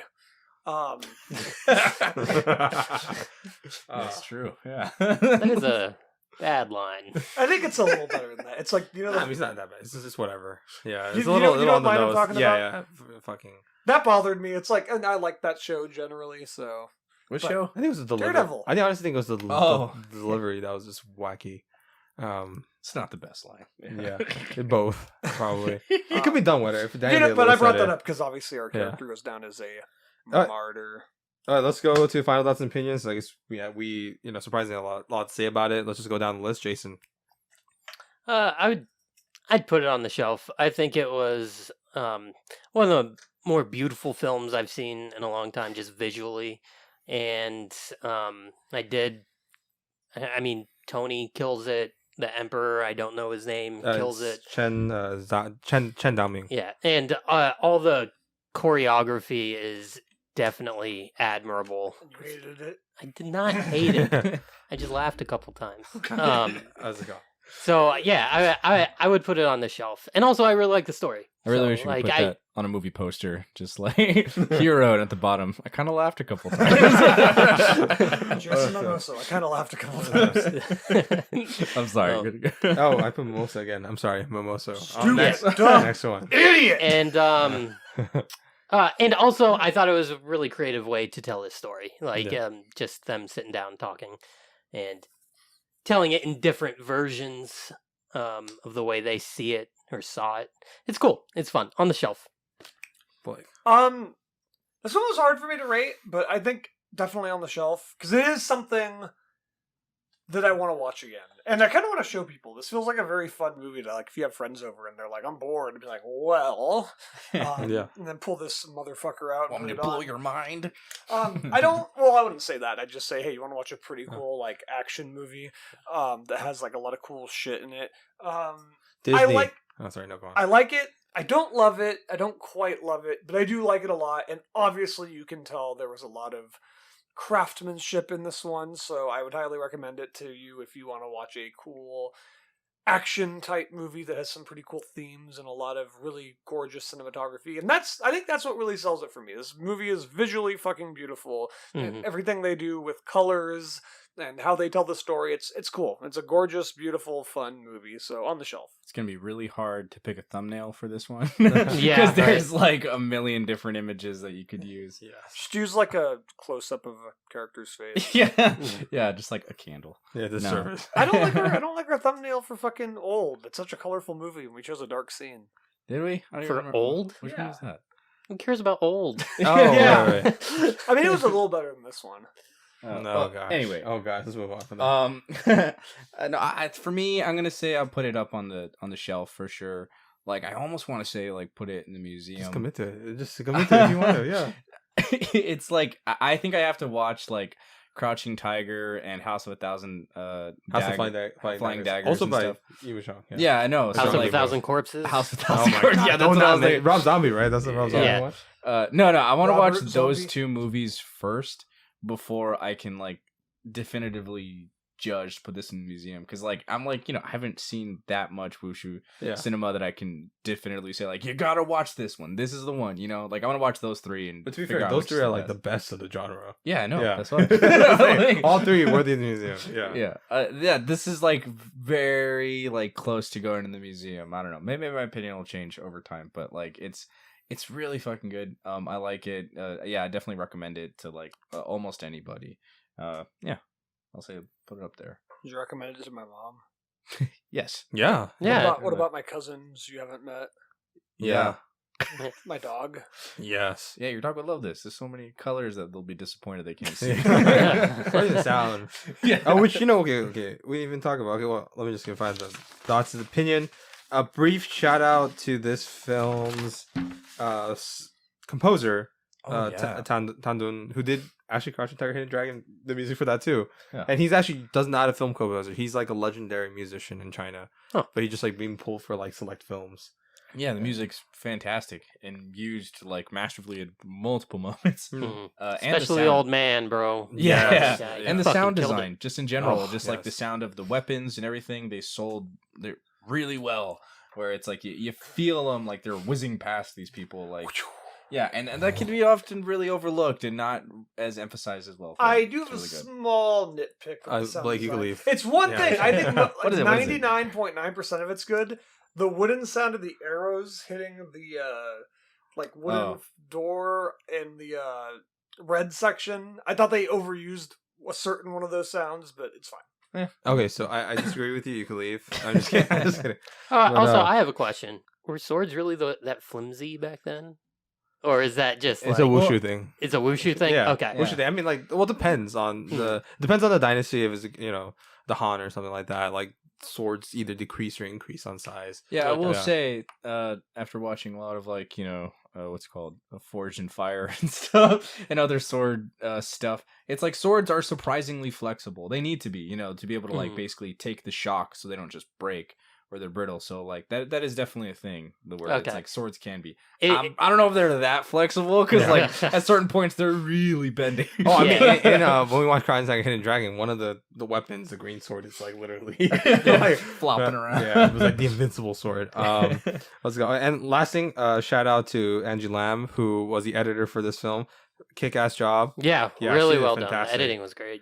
And two other films she edited, Kung Fu Hustle and Red Cliff. Oh, Yeah. nice. So like I could definitely see that like kind of work into this. Oh film. yeah. I mean, Kung Fu Hustle, like they're definitely like obviously very parodying a lot of these movies specifically, but done so well. Yes. Yeah, yeah. That's it. All right. Yeah, just to go right to it, nice and sweet. In the museum, I think this is a classic of wushu cinema, and I think one of the most beautiful films ever made, and definitely like influential in, cinema. Afterwards, I just gotta tap it a couple more times. I'm just kidding. You're done. What's it called?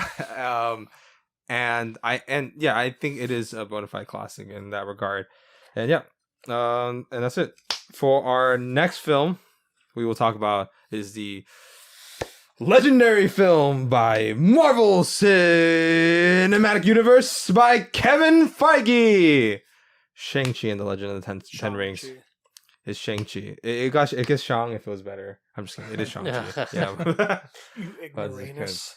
Yeah, Shang, especially that one scene, Shang Chi. Shang-Chi. Yeah, there's a Yeah. That's whole why I'm scene correcting devoted you. to it. Yeah. Let's go. It's And Hilarious. yes. Shang-Chi and the Legend of the Ten Rings. Wah, wah, wah, wah. It's like a nice dim sum with some Western flair to it. Which would probably, if Westerners made dim sum, they probably coat it with like cheese and bacon. Yeah, I Oh, don't even gosh. know what dim sum is. It's like breakfast What? appetizers. We've had dim sum before. Have I? Yes. You I am so know- offended. What was it? What I was think it? there's so much food. I'm sick and tired of people making puns on Instagram. We had fun in dim sum. Oh, You don't my have to God. fucking Is see that my a real goddamn thing? pun on Instagram. I get it. Is that a real thing? It is a real Don't tell me. Really? No, have you not seen that post on Instagram? I have not seen that post. Oh my! I don't want to see that post. I'm like not offended. Actually, yeah, I'm a little.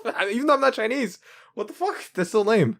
I'm offended, and I didn't even know what it was till 2 seconds ago. It's like a weird mini meal thing where you get a bunch of little foods.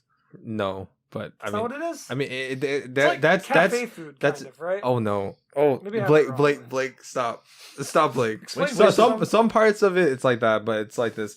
I mean, it depends. Okay, so in certain, no, never mind. Okay, Make it 2 seconds. okay, it's a certain type of Chinese dish where it depends on what region, stuff like that. They usually like to make it like almost like their breakfast or mornings. Usually 7 to 3. That's like very traditional style, and it's a variety of different dishes. Whether That's it's what I like just said. what's it called, but not like cafe food though. It's not like cafe food. It's like it's very it's like Is it's it like all their- little food? Oh, you know what? Yeah, I've eaten Some this before. times, sometimes not. Because sometimes it's like Basically, one- you're reiterating exactly what I said. no, That's but fine. you see what they're meaning. But I'm just kidding. I'm no, just no, kidding. no. Yeah, I see what it is. Yeah, it's like cafe food or no. I'm just kidding. And Just kidding. What's it called? And there's different dishes like pork xiaolongbao, which is like the little things with dumplings, or you have like one just like giant little like chicken feed thing or something. All right, we're getting Chinese food Okay. after this. We get it. Yeah. What's it called? You know what? Next time we have for half a clue eating, we will go to a dim sum place. But prepare Yeah. your wallets. Just wait for a mukbang Yeah. challenge. Yeah. Oh my god. Prepare your wallets. Your wallets. Bro, I could do a mukbang challenge easy. Mukbang. I don't give a fuck. Your video would be like 2 minutes because you eat everything like it's the first time you've ever eaten. You know the anything. bad thing about me is I don't even have that big of a stomach. It's just that when you see me eat, we're at a restaurant and I'm like, oh yeah, and then I feel terrible for an hour. Yeah, you finish your food and then you have to wait for all of us because we eat like normal people. Yeah, and then Blake shits like 6 times a day and wonders why. But anyways, Wait. So have you guys had? Wait. What's it called? This all relates back to Shang Chi somehow, but it doesn't. But actually, it kind of does. The culture wise. Yeah, he shed a lot in that movie. Have you guys? There's a shit on me. What's it called? Have you guys? So what? So have you guys had dim sum? You have. Yes. Yes. Yes. I have. Yeah. What's it I think I had it with friends once, but I was just kind of chilling. At a friend's? Wait, No, I think I had it with a friend like a long time ago. Wait, you're just chilling while there's dim sum coming? No, I ate some of it. I was just not that hungry. I was just chilling with some friends. You're chilling with dim sum. You're chilling with dim sum We in had front fun of you. in dim sum. Oh my gosh. It all came full circle. Like Oh. in a ring formation, you could say, Yeah. Oh my god. I want just want. Just. or in a spiral formation, I'm just- if you'd say. No, I'm I just would gonna- not say that. Oh my god! I just need to finger blast you now. Yeah, Okay. no, So- I've never had it. All right, let's move on. continue. Yeah. No, very important. Very important. We have to establish. Yeah, we're gonna What's go it through called? all the lines of all the famous Chinese foods, and then That's it called. And then confirm we'll that get we to haven't change. eaten them. What's it called? We shall go. I've We had shall plenty go. of Chinese food. It's great, authentic Chinese. What's it called? Oh yeah, you definitely did. Yeah. I wonder. What's it called? Didn't know what I was eating most of the time, but I enjoyed it. Okay, so, and and this all ties back because dim sum there's a actual dim sum place in the fucking film. So, brief synopsis: Shang Chi escapes and hides in America for several years. That was all totally worth it, by the way. I fucking love that conversation. That's why we have timestamps. Exactly, the dim sum conversation. Hey, my timestamp for this Asian one. man will- complains to non-Asian. No, man. it's Oh, just yeah. gonna say don't listen, and then Don't listen, dim sum style. Okay, Shang-Chi escapes and hides in America for several years to escape his father, a renowned criminal tyrant and the most dangerous man in the world. However, his past could no longer remain buried as his father hunts him down with the might of his powerful 10 rings and his overreaching criminal organization. Just like many Asian dads. Yeah. What's it called? Shang-Chi must work with his estranged sister and childhood friend to end his father's criminal reign and confront his past in many ways he never expected he could. Like a motherfucking flying dragon. Yeah. Yeah. right on. So, Yeah. before I put the other questions on, what's it called? On the outline. What is brief opinion? What did you guys think of the film? Well, I thought it was all right. There were things I liked, and there were things I did not like. So you guys want to get into ratings? Yeah. Philip? Okay, so this movie definitely goes in the museum for me. What's it called? As seeing this as an Asian person, it just spoke to the Asianness of me. And I felt so, after seeing all the Asians on screen, I felt more Asian about my Are you Asianness. Asian, Philip? I just found out I was Asian after watching this. Yeah, you look What's more your rating Asian for now. this? Yeah. I mean, I don't want to give my exact rating. I'll wait till the end. But That was a joke. I was just pretending like we were wrapping up. oh, I'm sorry. But yeah, that really is my opinion. It was all right. There are things I liked. There are things I didn't like. We will explore further. Yeah, there was a lot that I liked in it, but overall, just left me kind of disappointed. I don't know. I was real worried at the start. Like, Mhm. I did not like the start of this movie at Really? all. With Tony Leung sequence? Well, that was fine. But, Yeah. like, once we got the Shang Chi and Katie and, yes. Oh, like, yeah, at I agree with work that. and him, like, picking her up at her house and everything, none of the attempts Hey. at comedy worked Aren't at Aren't all. these One of guys them fun and worked for me. relatable? One of them worked for me. I didn't like the actual physical comedy, but okay. So we cut to Shang-Chi, and he's like, wakes up in his apartment, and he's like doing push-ups, and we see like a BMW pull up, and you're like, I don't know, I guess I don't know too much about Shang-Chi, so Yeah. many fucking superheroes are like secret rich billionaires, and it would make sense for him, right? Like he's the son The of heir like to this throne. yeah. So I was like, he's gonna walk out, and then it like pans. It's like some other guy, and it pans over, and he's like the valet. That Yeah. worked for me, Yeah, that was fun. but That was that's good. pretty much where the comedy ends for me. Yeah. I laughed a few times later on in the film. I did. Well, I do But- think that the main actor, obviously, we had talked about earlier, that I was kind of excited to see him because I had watched Kim's Convenience. I do think he is a inherently funny guy. It's more about where they Same place with the comedy. Aquafina. Like, she Yeah. can be really fucking funny. It's but- where they place the comedy. Man. It's the classic Marvelism of like something serious happens, let's lighten the mood. Yeah, Yeah. but this is Marvel comedy done pretty poorly. To be honest, At least at the beginning. I almost don't like any Marvel comedy, not gonna lie. Only James Gunn really gets away with Yeah, that. well, James Because Gunn. it's not even Marvel Another- comedy at this point, it's just James Gunn comedy. Yeah. Yeah. Yeah, and then also the literally only comedy I've liked. Sorry, we're I coughing guess- so much. What's it called? This because we're talking about this, so I'm scared. I'm just kidding. But it's I guess like Iron Man 1 because it's barely there. It's just natural. It was Yeah. a natural. Oh my god, the worst Robert Downey part Jr. about the absolute worst part of fucking Black Panther is that what are those? That was terrible. Yeah, That was the terrible. worst part of that entire movie. I think, like, all the Marvel movies, suffer they can, from this. yeah, they work when they use the natural charisma of the actor. Yes. And, like, Chris Hemsworth can be, it turns out, hey, he's really fucking He's funny. hilarious. Yeah, Yeah. and then the Thor movies got funnier when they leaned more on his comedy rather than him being the straight man because he just works better as the But comedy. also, it's the better directors that can make Thor funny. yeah, it's like, fucking Taika Waititi. Taika Waititi. Yeah. He knows comedy.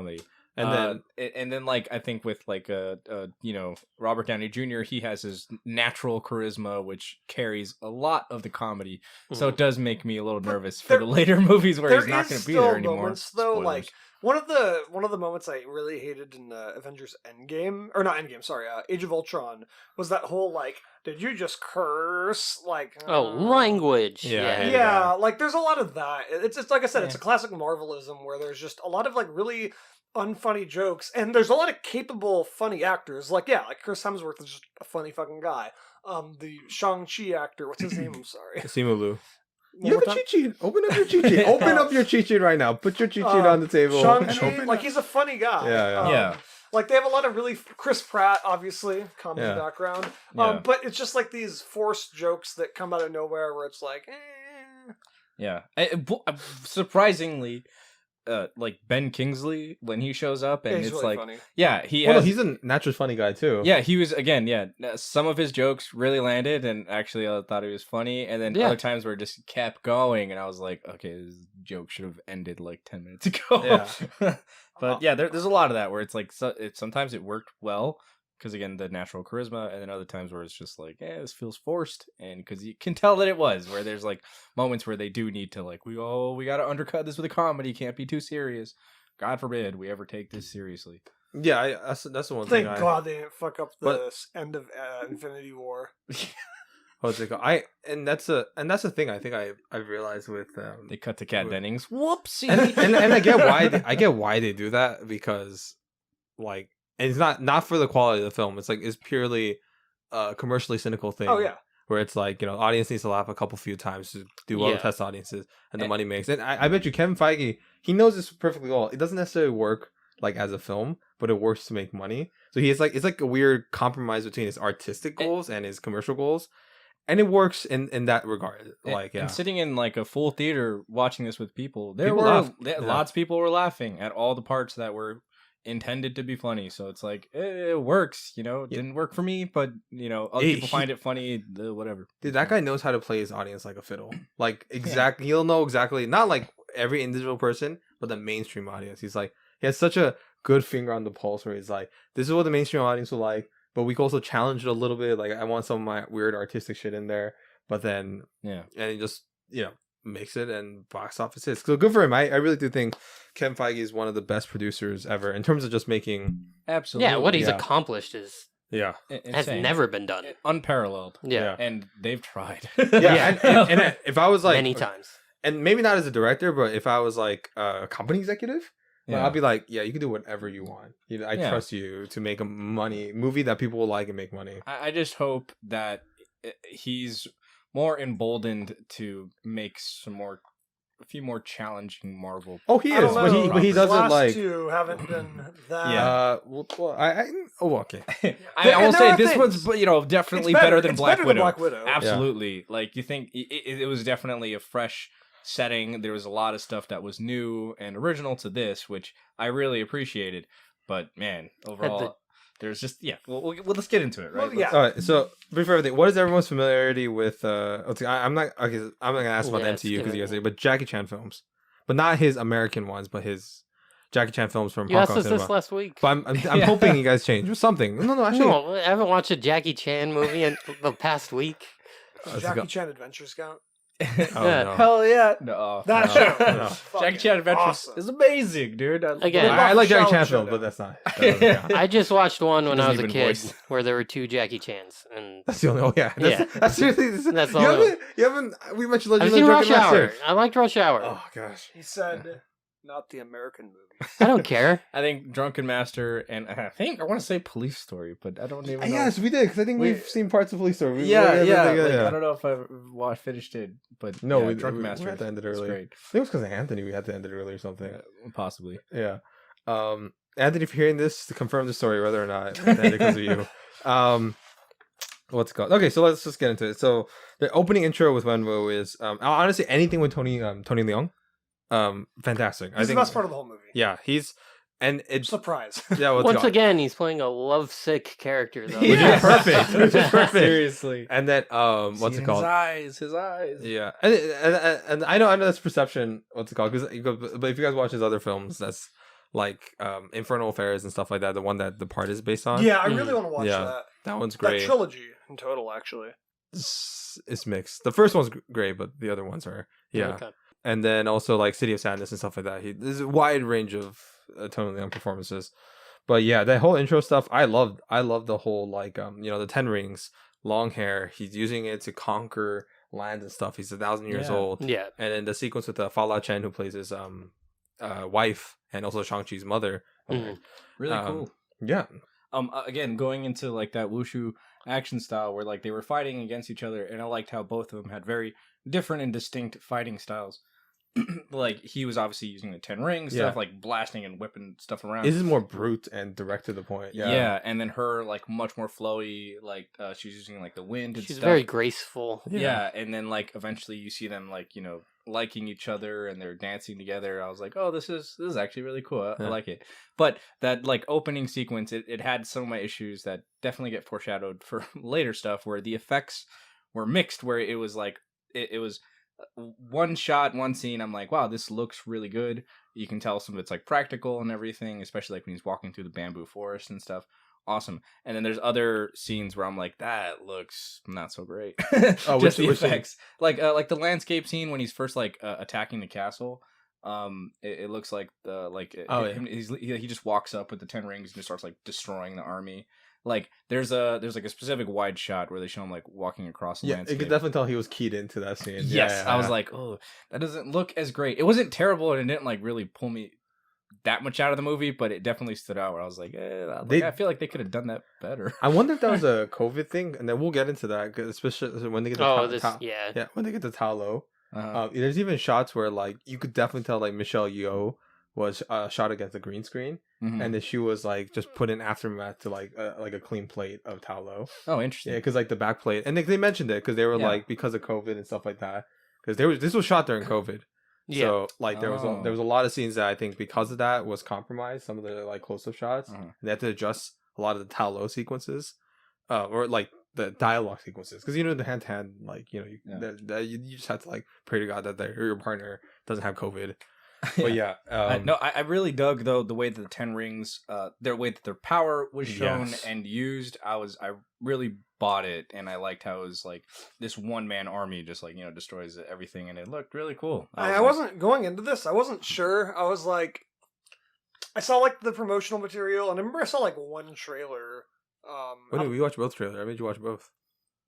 I watched one trailer in theaters. We watched both. Okay, go on. I watched one trailer in theaters. You watched teaser and the theatrical. I don't like watching trailers before movies. I'm sorry. Yeah. It's a principal philosophy of mine. Yeah. But I caught one in the theaters, and I remember like seeing it and being like, I don't know if this is gonna work. But yeah, I think the 10 rings were actually pretty fucking cool on the screen. I liked the kind of mechanics of them. Yeah. I kind of like all the weird shit that fucking Tony Leung would like pull off by doing them. It was just cool. 0 for 8 this episode. I know. It's not Leung. Leung, buddy. Yeah. Yeah, no, that was really cool. And then again, that's where it kind of almost screeched to a halt. Like once they got into like where they're back in America. Yeah, back in America, and then they're like the valets and their whole sequence. I was like, oh, this. It was yeah. I was sitting there. I was watching it, and I was like, no, I don't want to watch this whole movie if it's gonna be like this.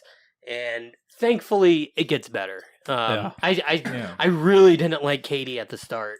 But she grew on me as the movie went on. Yeah, she was definitely annoying me in the beginning. I was really hoping, I was like, cool, I'm fine with her being like the comedy side character or whatever, like that's fine.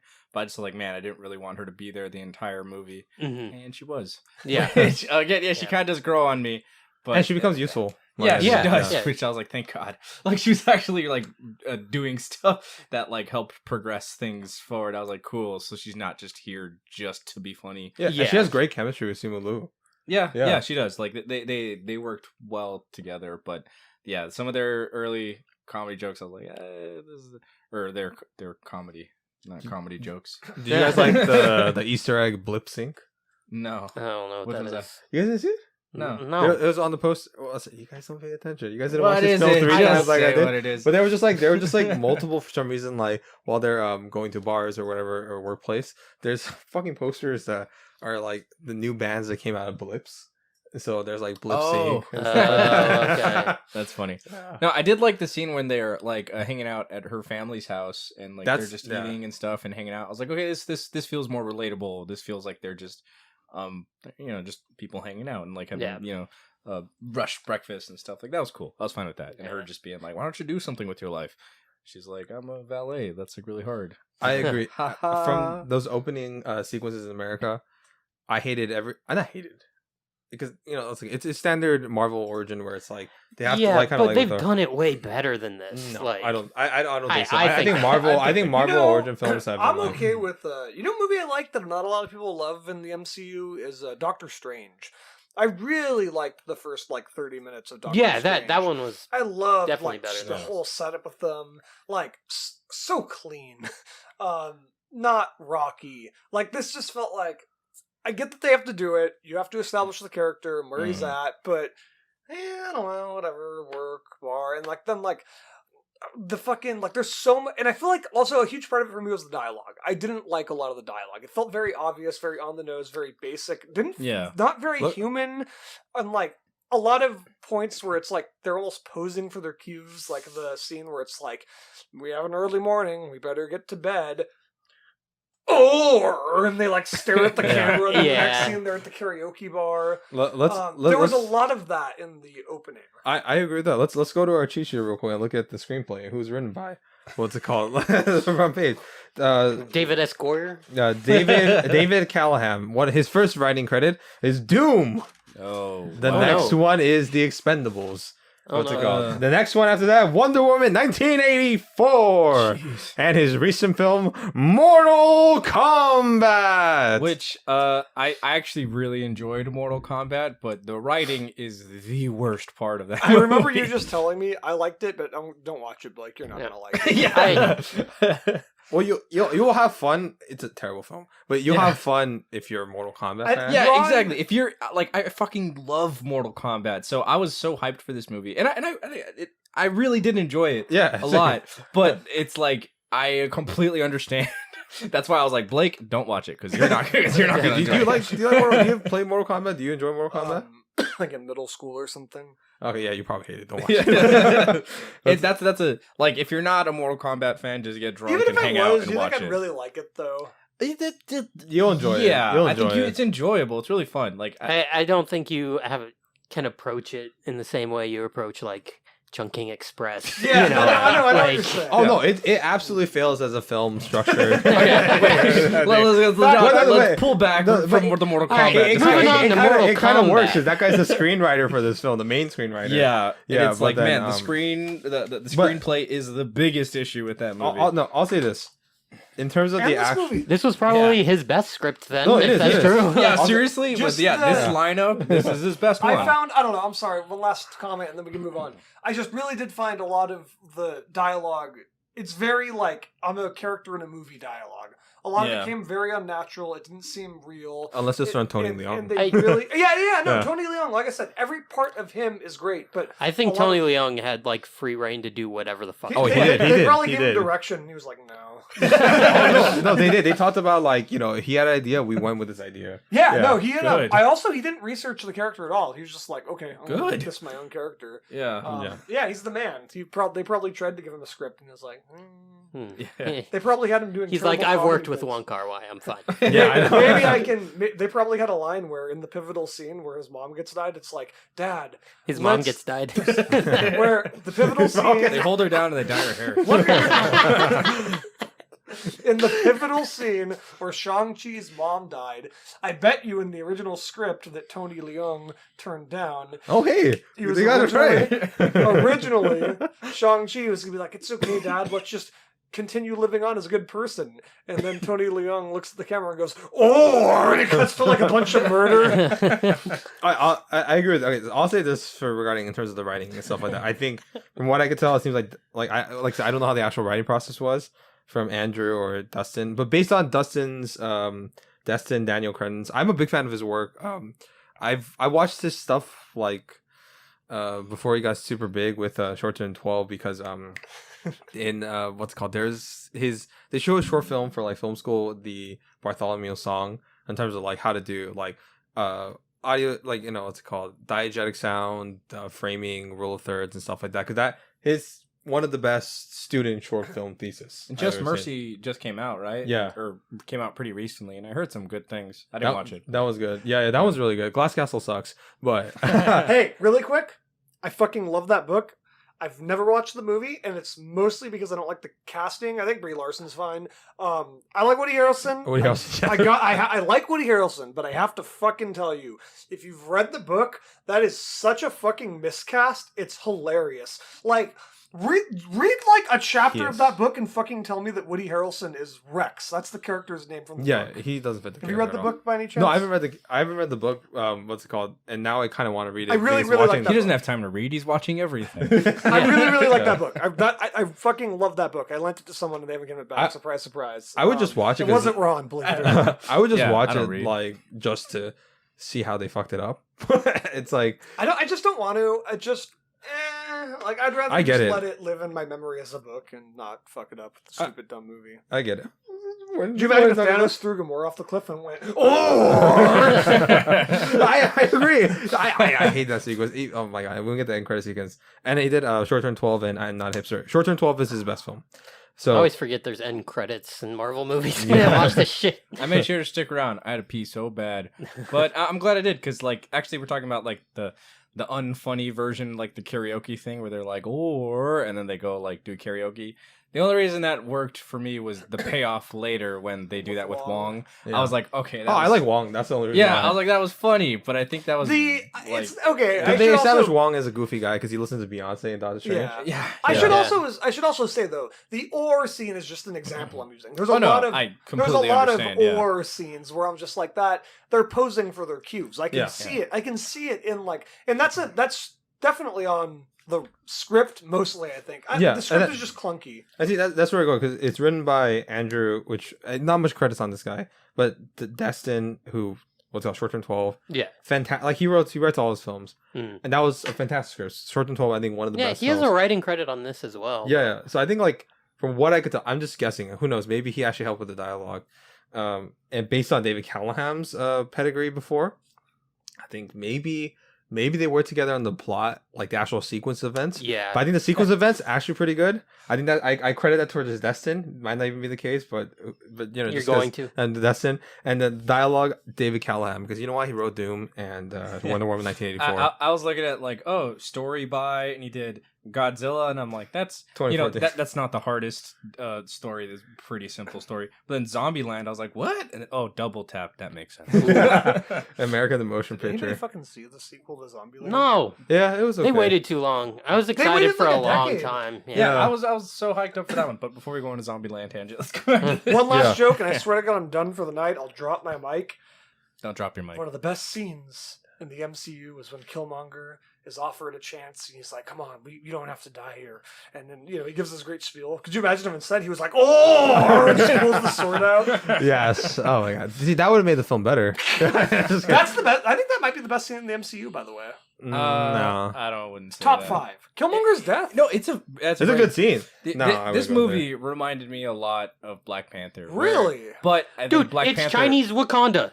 It really is. It kind of is. I wouldn't say that. It's way different. That's more tech-based. It's more fantasy. Oh, come on. But it's like this similar concept of like this society, like... Yeah, this like living society apart from... with like advancements that people that part, are aware of. I way understand less, that. Way less developed. I was just going to say in terms of like how the movie worked, where it was like most of it I really liked, although I did like Black Panther much more. Well, it's a better movie. Okay.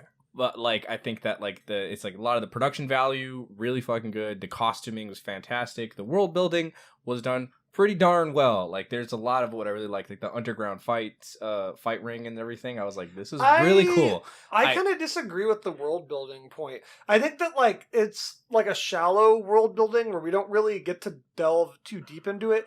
Like what's the secret world they go into at the end? Ta Lo. You forgot? They said, how many times did they say it? How many times did they say it, Blake? Ta Lo doesn't feel that explored to me. It doesn't feel that lived in. I feel like we're only there for a little bit. I did like the creature designs and stuff, like all the animals and stuff. I like the creature designs. I don't feel like we got to see a lot of it. It didn't feel it's because they got there in the last third of the movie. The plot points. Or like the underground fight ring, like I don't know, we kind of just got a feel of it. Like I don't know. I thought that was really awesome. I think underground fight ring stuff is usually pretty cool, and I love that that's like really established in the MCU because it's like it's a world filled with like it's a pretty common staple in a lot of like DC or Marvel stuff where it's like there's tons of superheroes and villains and powered people. Yeah, you're gonna fight each other for money. Like I like the little they showed like one of the what is it, the guy from Iron Man 3, they have like that like the heat stuff that like the extremist stuff. Like there's a dude in there that had the extremist which I like. Power. I was like, hey, that's cool. And Helen, the Black Widow from the Black Widow film. Oh, really? Yeah, that was Helen. I didn't catch that. That was cool. And then Abomination fighting. And I like his design. Improved way much. He looks like the Abomination from the comics, which is frog. Pretty cool. That's how he's supposed to look like. Yeah, he's weird, fucked up person. He's got like flippers on his face. I guess him and Wong are friends. Yeah, that was I was a little confused. I think Wong probably has them locked up and like. No, they put him back in the raft. Yeah, that's interesting. I'm like, does he just sneak him out to like for make money? Yeah. Which I think just that's to beat the shit out of him and to buy sandwiches. Get out of here. You know what I mean? He loves sandwiches, right? They're not friends. Abomination has Stockholm syndrome. I actually that'd be hilarious. I think so. Tim Roth, comes back. He does the voice. That's cool. Really? Yeah. He's only in like one scene. That's cool though. I like that. That's one of the things I really do love about the MCU. Can Abomination go back to human form, or is he like permanently stuck like that? I think he's permanently stuck. Yeah. Yeah. Yeah, and then He's just this fucked up creature. Which again, but that's the things I love about it is that they bring back those things and they don't like. Yeah, Tim Roth was like we said before he's one of the actors who was wasted early in the MCU, but like you can still use him. So that's cool. and they said he's planning to. He said this is the wasn't the beginning of Abomination, that he has much more plans for Abomination. Which I think we talked about it before for Black Widow, that the idea of them doing the Thunderbolts and like having the like basically the Suicide Squad I would like it. for Marvel. Awesome. Yeah, I would be have very the Abomination in there. That'd be sick. Yeah. That's cool. And that would make sense because he has a direct relationship with Ross. Yeah, and he knows Ross, and then also now that they've kind of shown that he's maybe changing his ways a little bit, or he just at least wants to get out of prison for sure. So interesting. Cool. I like to see it. Let's go get back to the story real quick. But as for the Shang Chi in America, I didn't like any of the scenes. But they're pretty standard.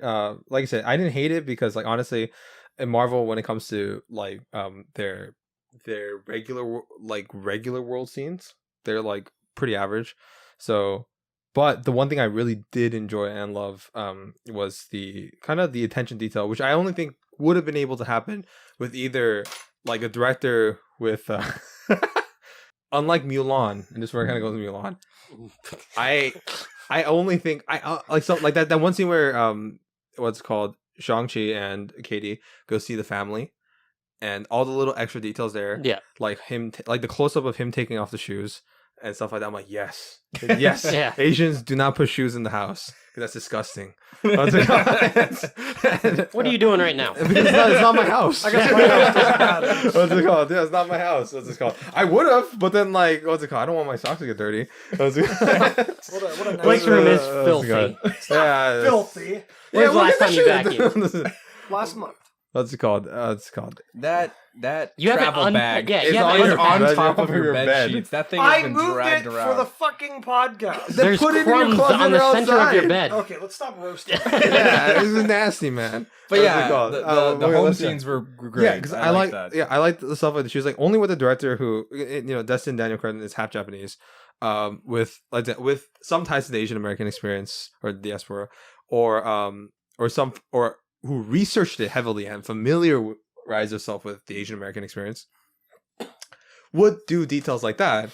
And it's not even just the shoe thing. It's when they go inside, this is stuff that I do in my household all the time, where sometimes the older generation, my grandma, my mom would speak to me in Korean, especially my mom, and I would speak back to them in English, and then we would somehow understand each other in a weird, multilingual way. And also the constant, every single day, Asian parents telling you about get on with your life, improving the money you make, the tasks you do, what's wrong with you, your life, your failure as a kid. That's normal. I was like, wow, I saw that in the MCU. and then the grandma saying, when are you guys getting married? All that really great stuff. It's like I said, just in that one scene encapsulate pretty well. So I was like, okay, so I'm in good hands.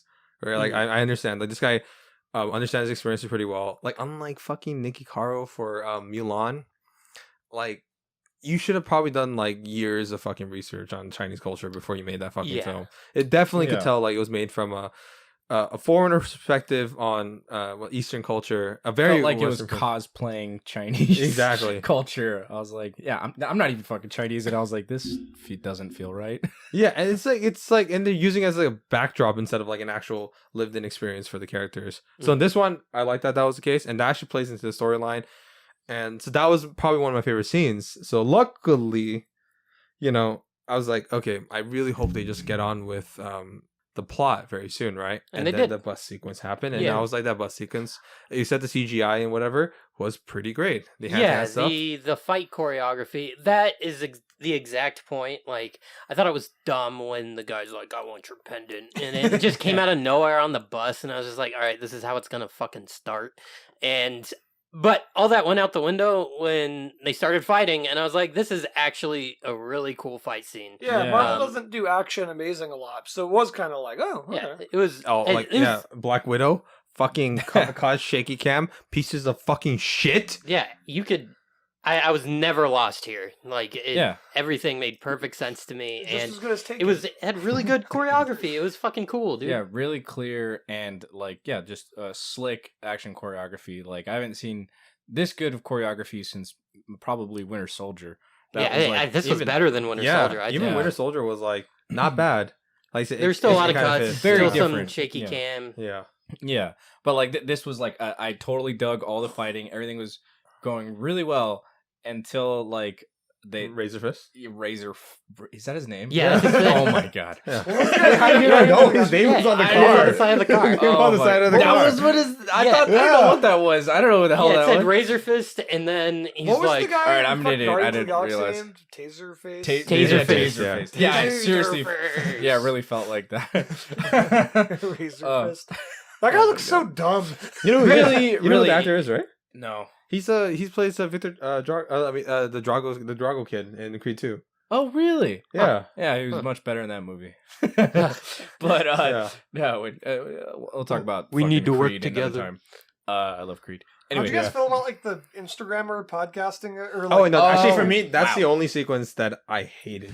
I mean, I that's thought a part of that at sequence. first it was funny, but it Yes. went on a yeah, little it kept too long. going and That- going. Like I think at exactly first, what I was talking about. It's taking It was away like- from the actual choreography. Yes, because at first I was kind of like, "Yo, what's up? It's your boy." I was like, "Okay, this is funny," and it's just making fun of like our fucking generation.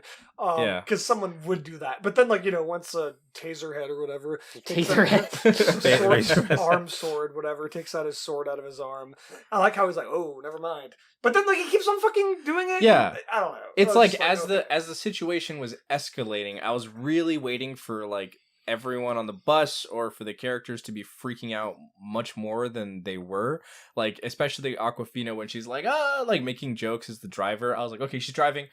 She should be really freaked out right now, and she kind of was, and and This reminded me of Yeah. the opening scene to Agent Cody Banks, where he's like on a skateboard Oh trying my to stop a gosh, car yes. from going down. both those scenes take place in San Francisco. Yeah, no, but it's like like, Yeah, no, I'm not gonna lie. vehicle- This has been like a legit fear of mine in San Francisco. Is like when you're going down those super steep hills. I think everyone has that thought in the back of their head. They're like, what if the brakes? Our friend Yeah. shit out of his Yeah. car in San Francisco. Dude, I Terrifying. hate driving in San Francisco. Terrifying. But no, so I love that they were using that, and they're like speeding down the hill and everything. Well, what But, like, bothered me was she just kept going downhill. It was evident that she could make turns, Yeah. and then she would go back downhill. I'm like, turn up. I'm Like gonna you can put- turn. I'm Well, the gonna thing put Like is- you- make 2 left turns, and you're good. I'm gonna put you in this situation and see what you do. To be I'll fair, make 2 left turns. okay. To be fair, I think like what's it called, Katie. Well, I mean, they established that. They established she loves to drive. She does Like, love to that's drive. Kind of Yeah. I'll say part of her this. character. I'll say this. I'll give her benefit of the doubt because one, she's very stressed and she saw a guy who has a sword coming out of his arm. Oh, you mean Razor Fist? Yeah, Razor Fist. Yeah. Yes. So she's just like, okay, and she just found out that That is his the second dumbest name in the MCU. that's not a dumb name. What are you talking about? Yeah, it's the second dumbest. Yeah. Not as bad as Star Wars' scumbag you. What's it called? And And I give benefit of that because also she just found out that her best friend is like a supreme martial artist, so she's Yeah. just probably just processing all within like 5 or 10 minutes. Yeah, I don't know. I just the- think my main goal in that situation would be to stop the bus. And Um, how would I stop a bus? it- Like, The choreography was good. Was the only one kind of found this whole thing a little dumb though? I was just like, oh. yeah, I the know, setup like- to it was dumb. Like, and yeah, and like I agree with Jason that even though the choreography was good, I was like, is this really the inciting incident? It's just like some guy, give me your fucking amulet, motherfucker. Yeah. And then like the bus is falling, or sorry, going downhill, and it's just going on, and I was a little bit like, okay. Yeah, I think Yeah, that I disagree. I really liked it. that was my issue with it. Was a lot like the streamer joke thing where it just kind of just went for like a little 2 or too 3 long. minutes too long. Yeah. Where I was like, okay, it was really engaging at first, and I was really into it, and then as like it kept escalating.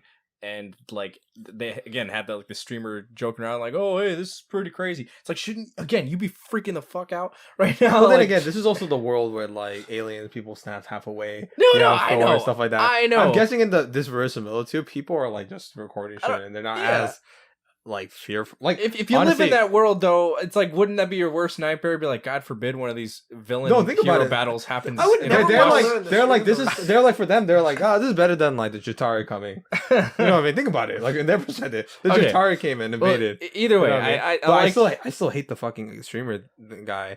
yeah. I think that was like like for me, those two sequences, there's two major flaws for me.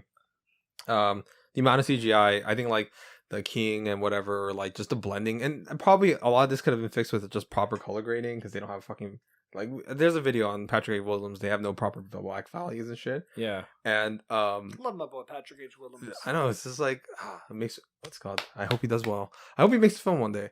And the streamer guy and the CGI, those are the two big flaws for me. For me, otherwise, I thought it was a pretty like top tier Marvel sequence. You know, It was fun. It was engaging. And I hate don't know, it to- just I went definitely- a little too long. I but definitely I liked had it.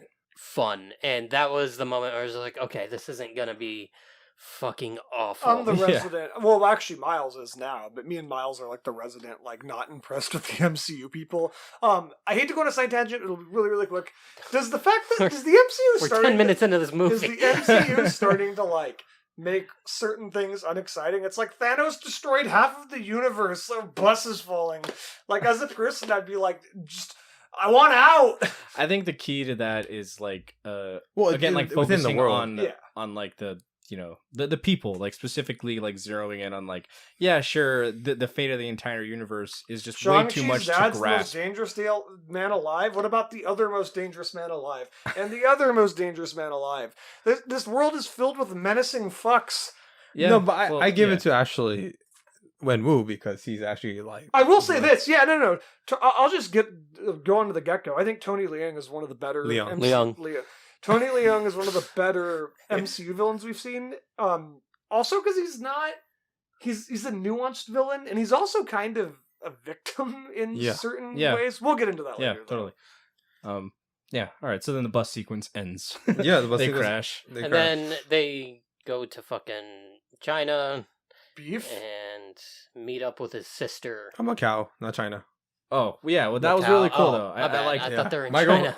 Later we'll get really fast. No, and that was a sequence I really enjoyed a lot because I was Yeah. like kind of expanding the world. Beef or vegetarian? Did they go? Yeah. They didn't go to Macau. Oh god, and- yeah, the plane sequence. Okay. Oh so wait, again, yeah, wait. they Even did- before that, let's talk about the flashback. Which Yeah. I was really engaged in the flashback sequence. Yes. When they were talking about the flashback sequence. By the way, all the good-looking scenes in this film. Like, by the way, poor Bill Pope, cinematographer for Darkman, Clueless.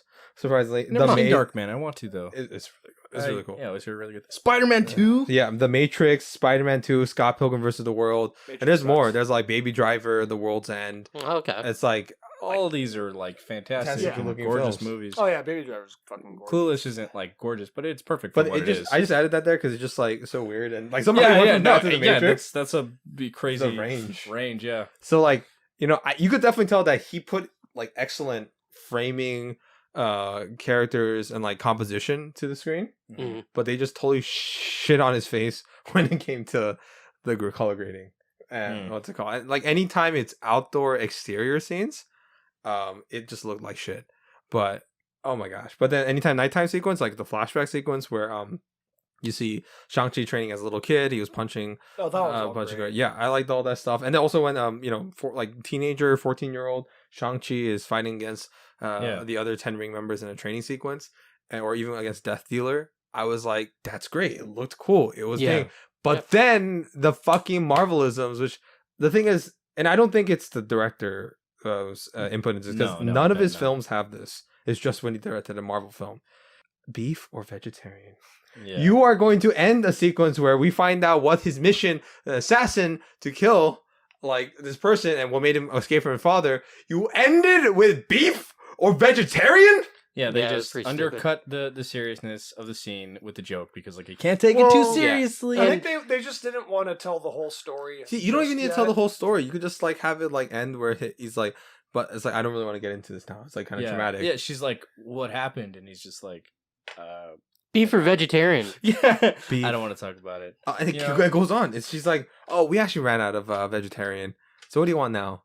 Beef. Beef. What about you? Beef too. And why would they run Oh. out? How many vegetarians are on that plane? They, Yeah. they would have obviously ran out of beef. Well, they're flying yes. out of San Francisco, so probably. Oh, yeah, fair enough. That's right. Broccoli pizza. But then the thing is, oh my god. And you know the weird thing is, they included this sequence, but they couldn't have included the visual sequence of him assassinating the leader of the Iron Gang? Yeah. But you include this sequence? Oh! Okay. Stupid. It was a Okay. dumb scene. Yeah, no, that was dumb. Let's just move on. And then, real quick, and then there was the Shang thing. You changed your name from Shang to Sean. That one's fine. okay. I thought That that one's was okay. fine. I thought that was dumb. Yeah, I mean, it's Yeah. dumb that he did that, but I think it's fine. Whatever. That's like another one where I wasn't like, yeah, totally like. I was like, this is not the worst joke, I guess. Yeah. But, I think them just pronouncing the whole like Shang Chi, Shang. Oh. Yeah. Ha, ha, ha, ha. So he missed his sister Zhu Xiaoling So in knee slapper. Macau, and then we see the fight ring. We all talked about like that, and then Yeah, that was cool. and then the Wong versus Abomination, which I like. That's actually proper, like furthering the MCU in small ways. Yeah. Again, not having to completely derail the story to like oh, don't forget about all this other shit that's happening. It's just like a little cool like Easter egg, but also like just part of the world. Makes sense. Cool. Move on. Something else. It also shows how badass the Wong is. Yeah. You know what I mean? Yeah. He's able to take out the Yeah. Abomination. And he's Yeah. like, "Woo, Wong." Yeah. It almost reminded me of the How It Should Have Ended sequence. You remember when they used to- Yeah. Yeah. Who's the dude who like brings him in there? He's like really familiar. Ryan Chang. He's Yeah. from the Jon Stewart show.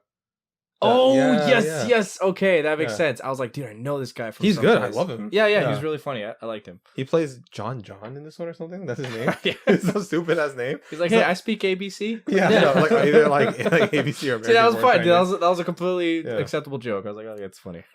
This guy, what's it called? And then he flips him off as As they're getting away from when the 10 Rings invades. I'd rather have him in here besides Katie, but like just to continue. Yeah. But I was fine with Katie by the end. yeah, I don't hate her, but like but overall they did give her enough and like character arc and whatever. But and her chemistry with Sima was good. But the fight sequence between Shang Chi and Zhu Xiaoling, really well done. Mm-hmm. Oh, Yeah. really well done. Oh my Yeah. gosh.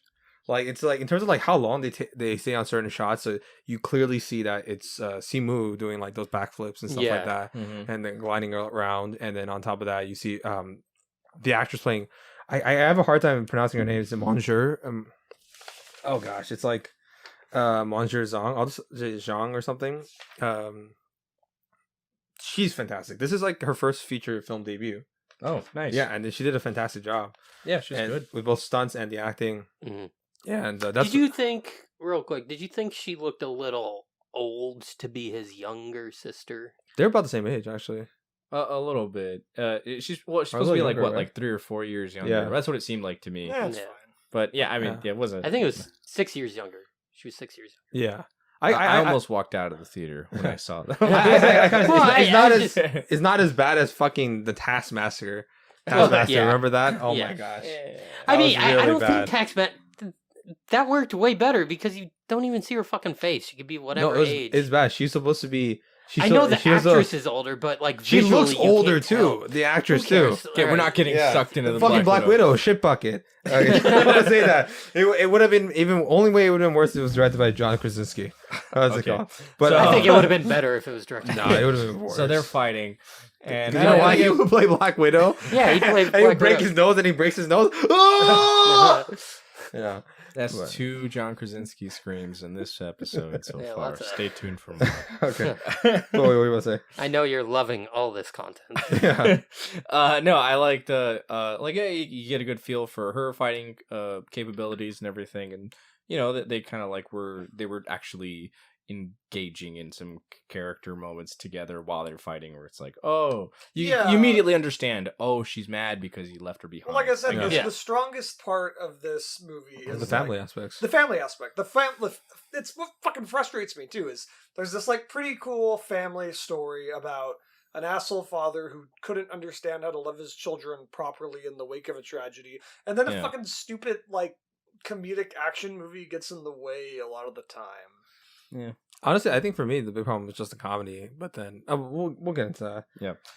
And then the family reunite. Like, they had there's a big scaffolding sequence which I really liked. Dude, yeah, this is that probably was- my favorite sequence in the movie. Like Yeah. in terms of action, the 10 Rings show up and like they're on the side of the fucking building and Katie's there and she doesn't know what to do and they're trying to save Katie but also fight off all these people. It was very tense and really well choreographed, which is I think this whole movie's well choreographed. So. Yeah, the different layers and stuff like that. And you could tell Simu was like, he's apparently a natural. Like he was a gymnast for a bit or something. Oh, really? Yeah, so he, like what's it called, him like going through different layers and the poles and stuff like that. Like great stuff. I think it was good, and then. And that was like a good way. It's almost like it's a proper video game sequence where they're going up levels or going down levels, Yeah. but then with the stakes and tensions and good cinematography. And this is where Bill Pope is like, putting in all the breaks and like the different cam movements and what to cover and shit like that. Mm-hmm. Yeah, I really fucking like that sequence too. And It reminded me of a little bit of the scene from Rush Hour when they're like they're fighting on the side of the building with the bamboo stuff. Yeah. Oh yeah. I was like, oh, that's funny. He's like, don't worry, bamboo is very strong, and it started breaking. Like, oh shit! That was like my first thought when she's like falling off. I was like, don't worry, bamboo is very strong. But they did it better here. Yeah, no, it was really good. I enjoyed the fight sequence with like the neon background, which I thought was really cool. Especially once they like get off of that platform and he starts fighting the dude in the mask. Yeah, I was like, okay, this is the Death Dealer. the death dealer. That's Yeah. a much better name.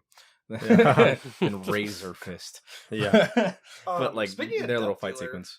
I like how they kind of had a little like a kind of subversion of expectations with him, where the whole movie I'm like, all right, so he's gonna have to fight Death Dealer, and that's like the threat below the main threat, and then he just fucking dies. Like, Well, they set up two people like that. They set up Razor Fist and him. yeah, but Death Yeah. Dealer especially, because there's kind of a little bit of animosity with them. Yeah. Like, That and was- I love that scene, by the way, where it's right after the scaffolding sequences where he's about to kill him. You just kind of see his like anger over the years built up. He's about to Yeah. kill him, and then Tony Leung stops him. That's one thing I really actually didn't like, where I feel like they doubled down on that like mini boss where it was Razor Fist and Death Dealer, and I feel like they couldn't really pick which one they were going for, because Yeah. I was way more engaged in the rivalry between him and the Death Dealer Yeah, guy. they have a So history. I was like, yeah, like he used to like beat the shit out of him when he was a kid. Like, of course he like. There was wants a to, point, like he early straight up on, wants to where I kill was him. worried the like, movie yeah. would be dumb. I'm like, oh god, I really hope they don't pull a Black Widow and that's like his mom or some shit. Yeah. Like I had that terrible dude, thought. yeah, no, Did you I have that thought that had There was a thoughts, too. point where I was like, oh no, he's wearing like makeup or a mask. Yeah, I Is was this like, gonna be his fucking well, I mean, mom? I- you can't see his face. Who knows? What would you have done, Philip? No, I knew it wasn't him because I knew the actor that played him, the Oh. Andy Lay or something like that. Like his stunt work. So, and also he was too short.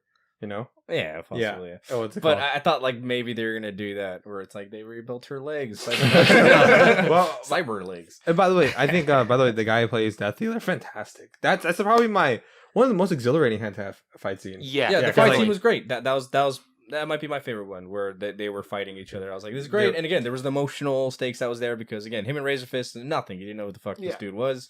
And Just a like, big dumb guy with a sword. yeah. Yeah. But with them, I was like way more engaged. So when they eventually did kill him off, like really unceremoniously, I was I like, thought that was really oh. funny. Actually, I was like, okay. I didn't like it. I was okay with him not fighting him again because, to be fair, like there's no tension there because Shang Chi's a better fighter. So he already won that fight. Yeah, There's no point true. to bringing him back for a mini boss because he already beat the mini boss. Yeah. And at this point, it's already moved on to the main conflict between, like, Yeah. Shang-Chi and Well, Wenwu.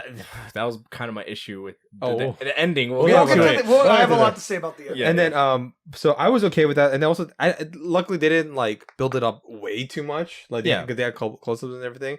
But I was disappointed. I didn't hate it or love it. It just whatever for me. But I would rather have them not killed off the Death Dealer so that in future installments, Yeah. like because what a talented guy this guy, like the Yeah. shit that he did, because he's the one who's actually like what's it called, doing that weird like almost like climbing the poles and everything. Yeah, he gave him his best fight, Yeah, and So- then he's just and gone. he has a cool look to him too. He Yeah, has a really cool look. yeah, it's a good flair, better than Razor Fist. Who he survived, didn't he? Yeah, he's right. He's like the underling Yay. for Zhao. I was okay with him, like, because he, what's it called? The actor did it enough physically, and he had enough stakes. He's mainly for the bus sequence. Yeah. What's it called? And then, like I said, they don't spend too much time with him other than like he took my car and the couple of the fight sequence. But yeah, so he's about to kill Shang-Chi, which is like kind of the first hint that like, oh, what like is his assassin story? There's some holes in it. because like Yeah, he said he this couldn't go with the is- kill, so but he's trying to kill Death Dealer right now. Yeah. And so it was like, okay, so I was like, oh, that was cool. And then you have Wenwu coming in and the dad, and he pulls away the thing. And honestly, I really liked that sequence because instead of admonishing the son, getting angry at him or anything, he says, "Oh my son, I missed you," and they touch Yeah. their heads Yeah. together. I like that scene a Yeah. lot too. And that was Yeah. great. Because it's also unexpected because you see him walk in, you're like, oh fuck, and then he just gives him a hug. And you can tell it's actually not inherently villainous. It's not like some asshole like come here, son. Like, you know, like when Walter White hugs Jesse, but it's like so obvious that it's just like a manipulation tactic. Yeah. It's like you can tell that it's actually he's happy to see his son after 10 years. Yeah. Yeah. And that's why I like when he's like tells him, you know, is it later or is it in that scene when he's like, It's I that gave scene. you 10 years to live your life. What's it gotten you? Yeah, which I was like, that's great. Like he really like he wasn't like hunting him down, trying. He's like, no, I'm gonna give him just let him do what he wants to do. Yeah. It's like that's cool. And then, but now he's like, okay, but now we got business. Yeah. You got to come back and finish this. And then we forgot to say Xiaoling. They take everybody and they take Xiaoling's pendant too. They have Xiaoling's pendant and Shang Chi's pendant. They get back to the Ten Rings headquarters and they have a nice discussion. And by the way, everything with Tony Leung, amazing. Like just the whole sequence and them getting to know each other and him sharing his philosophy, and also him kind of. And I love this part because for me, I always had a problem with I never really liked the Mandarin character from the comics, and because the name is fucking stupid.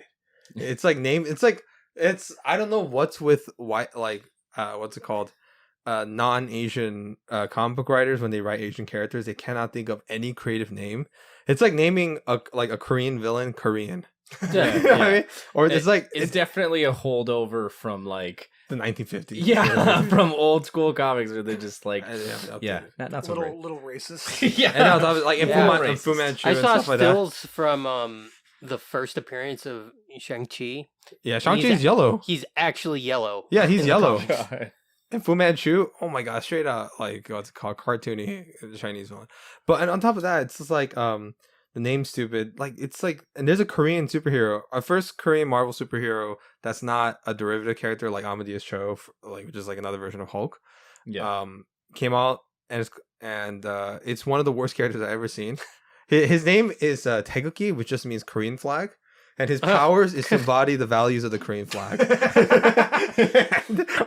Pretty bad. Yeah, it's yeah. so bad. He showed me. I was like, oof. And that's I'm- not great. And I'm just like, why? And once again, white dude wrote the character. It's just like, so I'm glad they updated. He directly addressed it, where they said Like, they yeah, needed it's a dumb. boogeyman, and they named me after like a chicken dish. They're afraid of an orange. You know, Yeah. I was Yeah, like, yeah. oh my god, I'm glad they addressed that right here. And then having Trevor Slattery there, he apologizes to the audience for like, you know, his portrayal is almost as if it's Marvel apologizes to the audience for that really kind of misguided portrayal. Lackluster. Yeah, both that and also kind of offensive take on the material. And I'm glad that happened there. Like for me, I was like, okay, like that was a great sequence to move on. And also you see when Wu's kind of like psychology and like his motivations on why he's doing the things he's doing, which is to basically revive or rescue his wife. His wife, yeah. but it's It was a delusional. very underunderstandable motivation Yeah. And I for him like as too a that they villain. immediately constant. also Yeah. show his perspective and show that it is actually something he believes. Yeah, Because I think that if they hadn't done that, you could be like, is this really what he wants? But no, Yeah. they established, like, yes, this is actually his motivation. it is. It's a tragic character in It that makes way. him, like, in a lot of ways, his actual... I mean, he is a villain because he also fucked a lot of shit up and took over the world, Yeah, basically. he's the one who But- created Iron Man.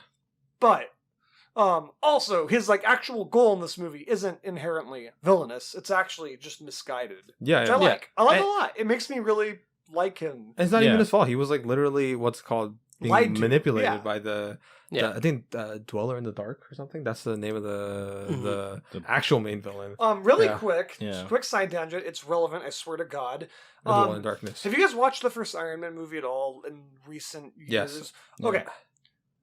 They totally, and I do have comments from Jon Favreau too. He was totally going to do the Mandarin at some point because you could see the 10 rings symbol in the Yeah. background, and there's like a lot of 10 rings imagery in the first Iron Man movie, Mhm. and kind of vague references to the Mandarin character that never was. And Jon Favreau, isn't there some quote where he says you don't do the Emperor first, you start with Darth Vader, something like that, in reference to like Jeff Bridges was going to be Darth Vader. And Or I think the bald sorry. dude who's like the leader of the was Darth of Vader. that, Oh, 10, the 10 that- rings. Yeah, that's what cell. the said. Yeah. And then we Yeah. would get the Mandarin. But I think it's clear by Iron Man 2, he pretty much just abandoned that. And then in Probably for the best. Honestly. Yeah, and then in Iron Man 3, obviously, they do the Mandarin. It's a But, different mocking, director, and yeah, a different writer, and it's more of like a switcheroo Yeah, situation. and the way that they use the Mandarin and the Ten Rings in the comics against Iron Man, I think is really interesting. Something they never really touched on too much in the Is MCU. it like a science versus magic thing? Exactly. Yeah. Yeah. Which I think is really cool because like Tony Stark can wrap his head around pretty much almost any tech.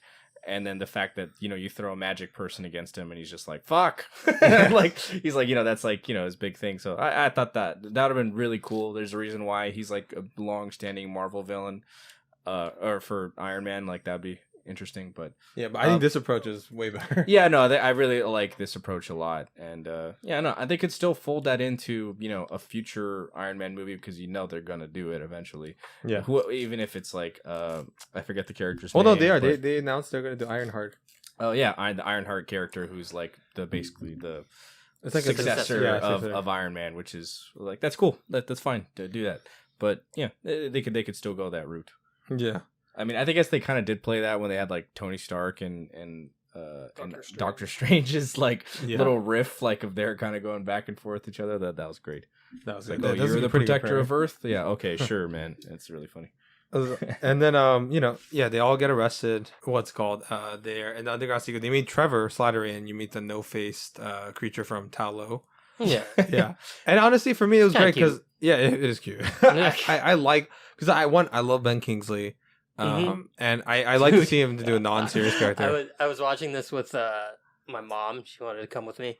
And she leaned over to me and she's like, they dragged Ben Kingsley into this? I'm like, it's a whole thing. I don't know. I don't have to. Yeah, I don't have to explain this to you. Like my girlfriend was also confused, and I'm like, just trust me, it makes sense. Oh, I had to explain to Leia while watching it. She was like, "Okay, so in Iron Man 3, what's it called? This he played the fake Mandarin." And Talked there was during a the situation- theater. Yeah, no, it was what's called. We watched it super late, and then we got it's a whole thing. Dude, But then there was this couple talking for like the entire Really? first half Oh, of the that's- movie. Like That's... like sitting next to us, they're like whispering each other, and I was just like, "God, dude, shut the fuck up." yeah. And like at first That's they're the speaking fake Mandarin. yeah, they were speaking Mandarin, so I thought maybe the guy was translating for her or something, like because they would be like speaking, and then he would like constantly. So I was like, maybe he's translating. So like, is it too fucked up to tell them to shut up or something? Tell them like, "Hey, And- can you guys just?" yeah, quiet yeah. down?" So then, like, eventually I did because it got to the point where it was just like, oh my god. Like, I think it was probably the part where like Tony Leung is like talking and it's like he's going through his emotions, or like when he's like the son where the part where they go to like fuck up the Iron Fist people, and I was just like, this is too much. Like, I just leaned over and I politely told them, like, I was like, hey. Please, not talk or lower your voice or something, and they did. To their credit, they totally stopped talking. I was like, thanks. Nice. Good for you if you're Yeah. listening. Yeah, That's good. Thanks for not being a dick. Yeah, Yeah. really.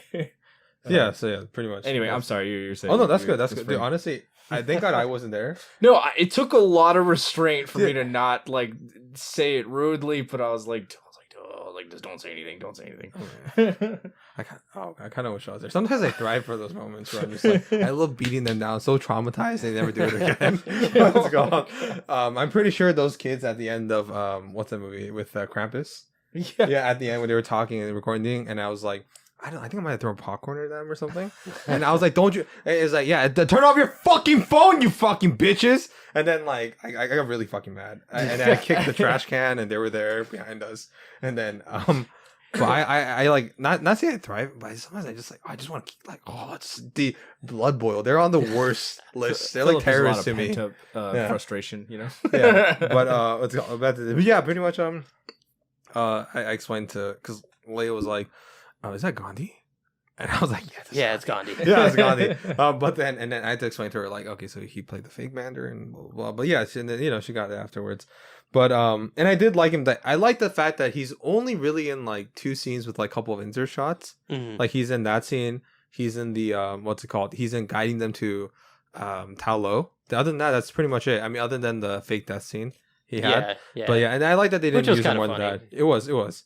And that's the humor that actually worked. Yeah, That's like yeah. one of the actually for me. That's like that might be the only time I like laughed in the entire theater. What's it called? But yeah, they go to Tao Lo, and this is the part where I actually what's it called. Okay, let's first talk about this. When they go to Tao Lo, when they go to that sequence and they escape, what do you guys think of Tao Lo? What do you guys then think about them essentially going to another genre of filmmaking, which is now Chinese fantasy, Chinese wuxia fantasy?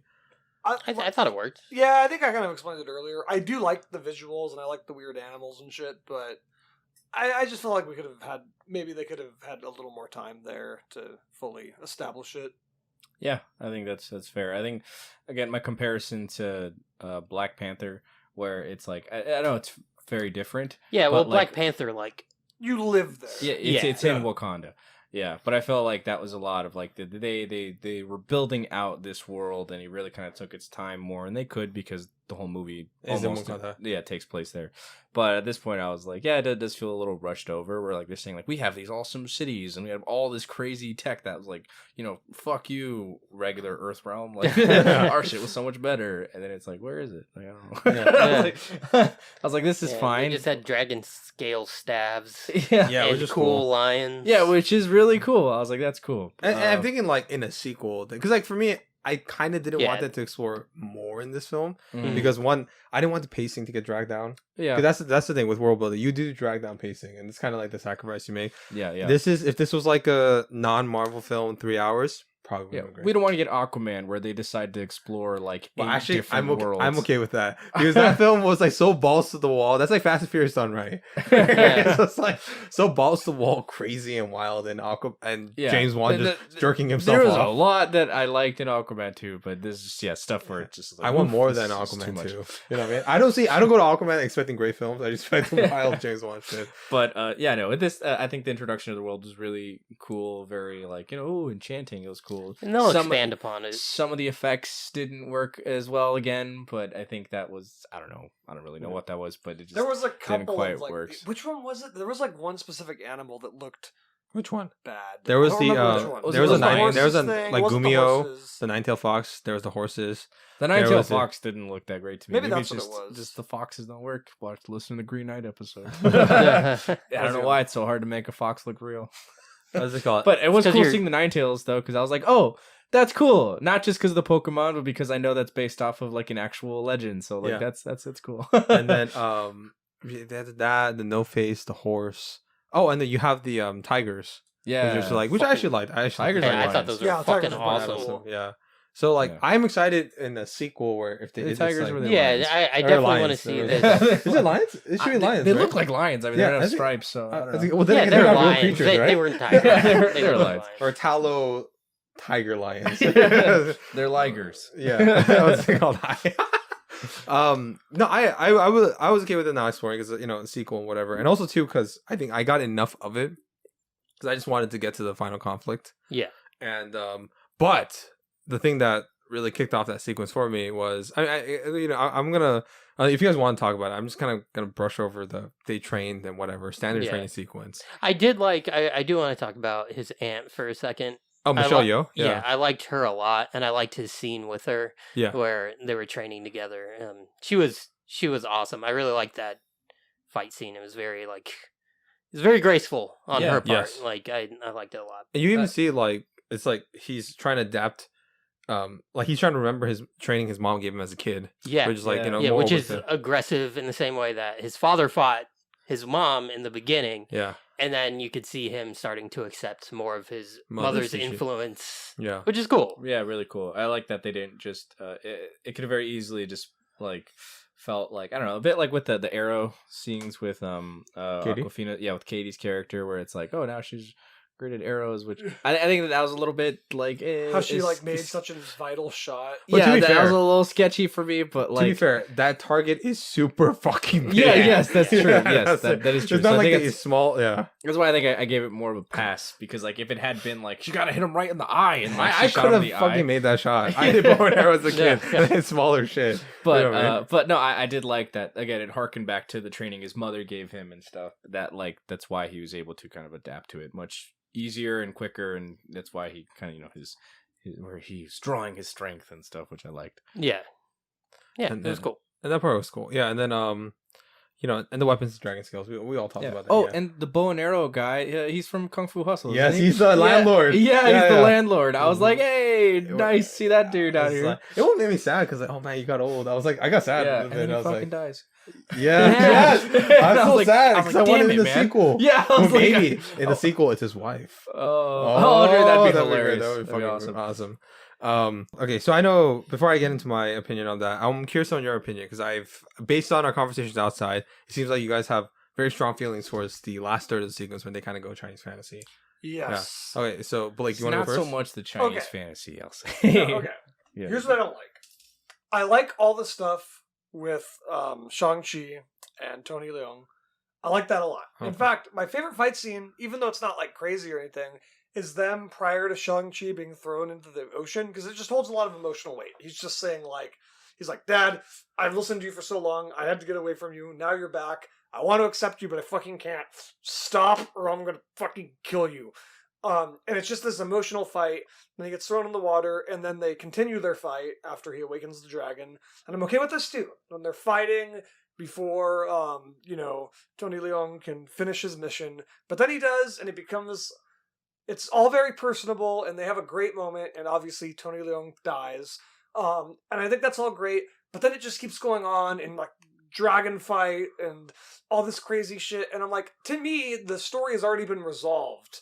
Like the main center conflict, the core of the movie. Well, I think the best disagree part- with that. yeah, Yeah. we need it Because it's Sorry. beyond the family stuff. It's also about self identity with like because like Yeah. a lot of like what Asian Americans go through is that like they don't feel like they're going through a lot of self actualization. It's probably because of the culture of like prosperity through generations and immigrants. I and just stuff find like a lot that. of it to be excessive with the dragons and all I- that shit. I love I that thought part, it- though. I thought it was fine because if the movie ended with just Tony Leung's death, we wouldn't have been able to see Shang-Chi like Actually, become the fully superhero. realized, Yeah. with the 10 rings and Self-actualization. everything, and see what he could actually do with it. I thought it worked. But I thought, I don't know. I really liked the whole thing where he starts like manipulating the rings himself and using them back. Like I thought enough for me that kind of really gives him a fully realized arc of holy shit, he is like this guy now. I But don't but know, they're Ron, also what's your Yeah, what's your problem? Honestly, I would kind of agree with a lot of what Blake is saying. I feel like the final sequence with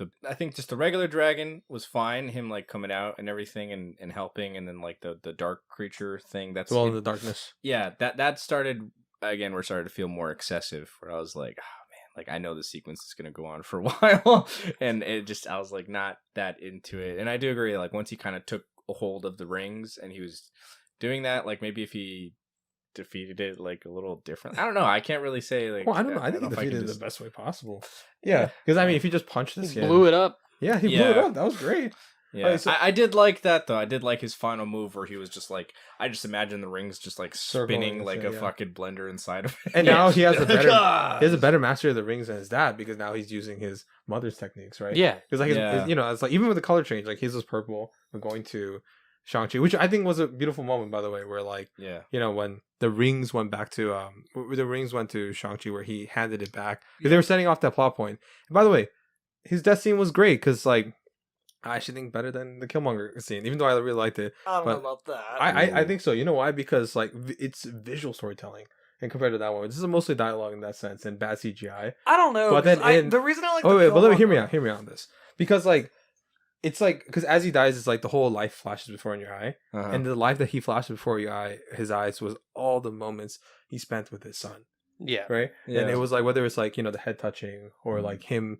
By the way, him like tending to his son's wounds from training, or him or him just even like the sequence where they reunited after 10 years, right? yeah, And to have that go before the last scene and use that, it's a good visual sequence to visually communicate his emotion and what he's going through. Oh yeah, I Yeah. really like that. And then in what's the Killmonger scene, which was still pretty good, not gonna lie. But then once again, Killmonger and T'Challa, they don't really have much of a history. They No. fought a couple times. And on top of that, it was mostly through dialogue, their sequence. Oh yeah, like there's a lot of what I said that like I did like about Black Panther more. The final sequence, definitely not that. Where it's the final battle. the rhinos. Yeah, the The rhinos, Ronalds. the I fucking think it's rhinos. way worse. That's than where Black I was Panther. like, oh, no, it was. That's what I'm saying. Like, it was so much worse there. And then the train where they're like fighting and it looks like shit. Where Yes, they're like, people- oh, the vibranium, and then the train. You gotta wait till that moment. I was like, people don't know. with I- people with man. dark suits against a dark background. Yeah. Not a good idea. I was like, I this don't is know. I fucking really awful. like Killmonger's death, though. I Um, love that scene so yeah. much where T'Challa just It's good. basically wins, but Killmonger, his whole like final monologue that I'm not going to bother butchering because I know I'll fuck it up. I just love it. He just chooses to die. He just- monologue. He's just like one line. He's like just like the slaves. Like they choose to drown instead of die. He says it. Wasn't a He, long he monologue. says a couple more lines. But I think that's the one thing that I really like from there. So it's like a mixed bag. Where yeah, it's no, like, no. I'm saying the overall fight scene sucks, but I like Yeah. the end point of it a lot. I thought that Yeah. the way it ends, the note it ends on is great, and also that like directly, makes T'Challa complete his arc too. That's like I don't know. I Yeah. think it's great. And I think I like that it seems like it also deeply affected T'Challa. Yeah. And I mean, as much as this one does, which is what's great, that's the best thing you can do. I don't with think a it's big, as powerful. with I the think big it's better for me. final Yeah. battle sequence. Like you're gonna do the big CG battle, which I've kind of been against for a chunk of Marvel movies because sometimes I feel like they have to do it, and it feels like that's. And I kind of was getting that feeling from this one. But in the most, like, I think it has to be, justified and change the character. And I think in this one, they did justify it, mostly because it is like this, again, this Final Fantasy sequence where they're like, and they're dealing with the dragon and then the shadow monster thing. And it's like, okay, you kind of have to do that. So I think it was fine. And I did like Tony Leung's final moments, in the moments where him and they're fighting and then him using the rings and stuff. I really did like that. Yeah, but I disagree. This was better than the Killmonger death scene. I also disagree with you. It also I also because did- Killmonger, even though I like that scene, like I said, and that's a problem with the film overall, not necessarily the death scene, is that because Andy Serkis was actually the primary villain for the most of the film, and then it was the Killmonger afterwards. Yeah. I mean, do you remember that, right? Well, I mean, like he I was don't- I there. wouldn't even say he was the- Yeah, no, I mean, think about it. He He wasn't was really the. He was just Yeah, like no. a side villain. no, he Yeah. fucking technically cares. he should be. Wait, We're at 2 reframe hours me. and 40 What's it called? minutes. He Holy should shit. he should be the side villain. Let's But keep going. he had more screen time in the first half of the film than Killmonger, and they didn't. Killmonger has a good amount of like screen time in the beginning too, though. He only has one scene, which was the coffee scene, and we don't include the kid stuff because we don't know that's Killmonger. And then it's for the longest time we're just spending Oh, Andy God. Serkis character, and in South Korea it was all. By the way, that's fucking the worst South Korean sequence ever. That lady could not speak South Korean, and maybe that's why I'm a little biased for the film because that fucking shit sucked. But and what's it called? And then you don't see him until he breaks Andy Serkis out of prison, but he's wearing a mask, so you don't see his face. And then it was the airplane sequence, and that's when we actually finally get Killmonger as the villain. Like I said, better. It's an improvement. It's an improvement from Marvel at that point. But once again, it's underutilizing a character like that. And also, there was a deleted sequence where we find out that one of the reasons why his dad, was in the prison sequence was because he was trying to break his Killmonger's mom out of prison. And there was supposed to be a scene where Killmonger talks about how his mother died. All right, moving on. Yeah, I'm no. sorry. I can I'm sorry. continue this. No, And no, that's no, why, no, 2 and hours that's and why, 40 minutes. and that's why when they took that out, it kind of diminishes death and all that context and stuff like that, and visually wasn't told that well. Oh my God. Yeah, Okay. I disagree with you Alright. vehemently, but it's fine. yeah, you're wrong. Okay, go on. I disagree with you. We're I'm wrong. sorry. Okay, go on. I'm right. Wrong. Okay, so Right. well, Right. I had Wrong. also mixed Right. feelings Wrong. about. Shut right, the right. fuck up. God. Right. Wrong. Right. Wrong. Right. Wrong. Right. I Wrong. really, Right. really Wrong. hope we cut Right. that. Okay, go on. Go on. Right. So Wrong. I think that the part where Right. Shut the fuck up. Oh, you don't have to count that. We just continue. so the final sequence where like Ron was putting us on timeout. the two armies are like they're fighting against each other, and it felt a little half-assed, and it kind of was because then afterwards they're like, oh, we're all gonna work together now to fight that It thing. ends very abruptly too. Yeah, they're just like, all right, we're working together. And like the joke was fine. I was actually okay with it, but like it just felt like just rushed. I don't know. I was like, Let's- Razor Fist saying, "Oh, let's work together now." And it's like, all right, whatever. I didn't care about any of that. Yeah, Yeah, me neither. It was. I think that was my main. I thought it made sense. Like it made they very they sense. were fighting against each other for, or at Well, least the only reason why they're the fighting Ten is Rings Wenwu. organization was fighting against them because they thought they were fighting for a legitimate cause. And then once they realized, oh no, this is bad, and they it realized makes Wen sense. was wrong. You know. Yeah, it makes sense that they Yeah. would, try to stop that. Yeah. All right. So you ready to do like final impressions and What's ratings? it called? Oh wait, no. Okay, so you guys didn't. So you didn't like the Duel in Darkness, right? That's the whole sequence with the dragon. Not that much. Yeah. Really. I loved it. I actually did. I for me it did because for me it's like I really like that type of lore. That's what's it called? And Shang-Chi does deal with dragons and stuff in the comics. That's cool. Yeah. And also for me they did kind of set up the fantasy elements like with the Ten Rings and stuff. They're kind of building up to it, and they talked about the Great Protector and stuff like that. Yeah. For me it was like actualization of the material. I prefer in the next film we get more of that. But we also have hand-to-hand fight sequences, like kind of a mix of both. Yeah. Yeah. I think that maybe It's for also me, a superhero film. By that point at the end, it kind of had distanced itself so much from the initial like hand-to-hand sequences, which I was really enjoying a lot. Yeah. And I think that Shang-Chi is more known for, at least in the comics. I'm not going to pretend to be like Well, a no, big he Shang-Chi does person. he does a lot of fantasy shit in there too. Yeah, I'm sure that's true. But Yeah. but I did like him doing more hand to hand stuff, and by the time it got to the end, I was like, oh, all right, like I get it. Yeah, I I felt did- the same way. I liked the kung fu aspect of it, and now that he has the 10 rings, like how much of that is he actually going to do from here on out? You know, I think he's still because even with Wenwu, where like he still had to put in actual choreography. Where like if they gave us the 10 rings, we'd probably die. You know what I mean? But he still has to like block the bullets and stuff like that. Yeah, no, I really hope that they stick to that in future films and stuff because again, it's like with a lot of like once you have like a bunch of different heroes and stuff and villains working and fighting against each other, they have to stand out. And so I really hope that they focus on his like abilities, which are very different than everyone else, and like his fighting style, which is very different from everybody else. Yeah. Like focus on that, and that'd be dope. all right, let's wrap this up. Yes. Final ratings. Jason, Stream it, I guess. Yeah. Like, Blake. I want to give a last impression, then a final rating.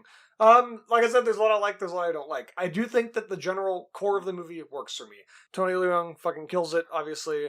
I think that the family story works for me, but there's a lot that doesn't, like the awkward dialogue, the comedy, and so and such. But it's not bad. I would stream it on an airplane or something. So streaming. Okay. Yeah. What about you? I would say like again, a lot of the same beliefs. I think a lot of it was really fun. I enjoyed it. I don't know if I'm gonna rush back to it anytime soon. I'll take it over like Black Widow any day.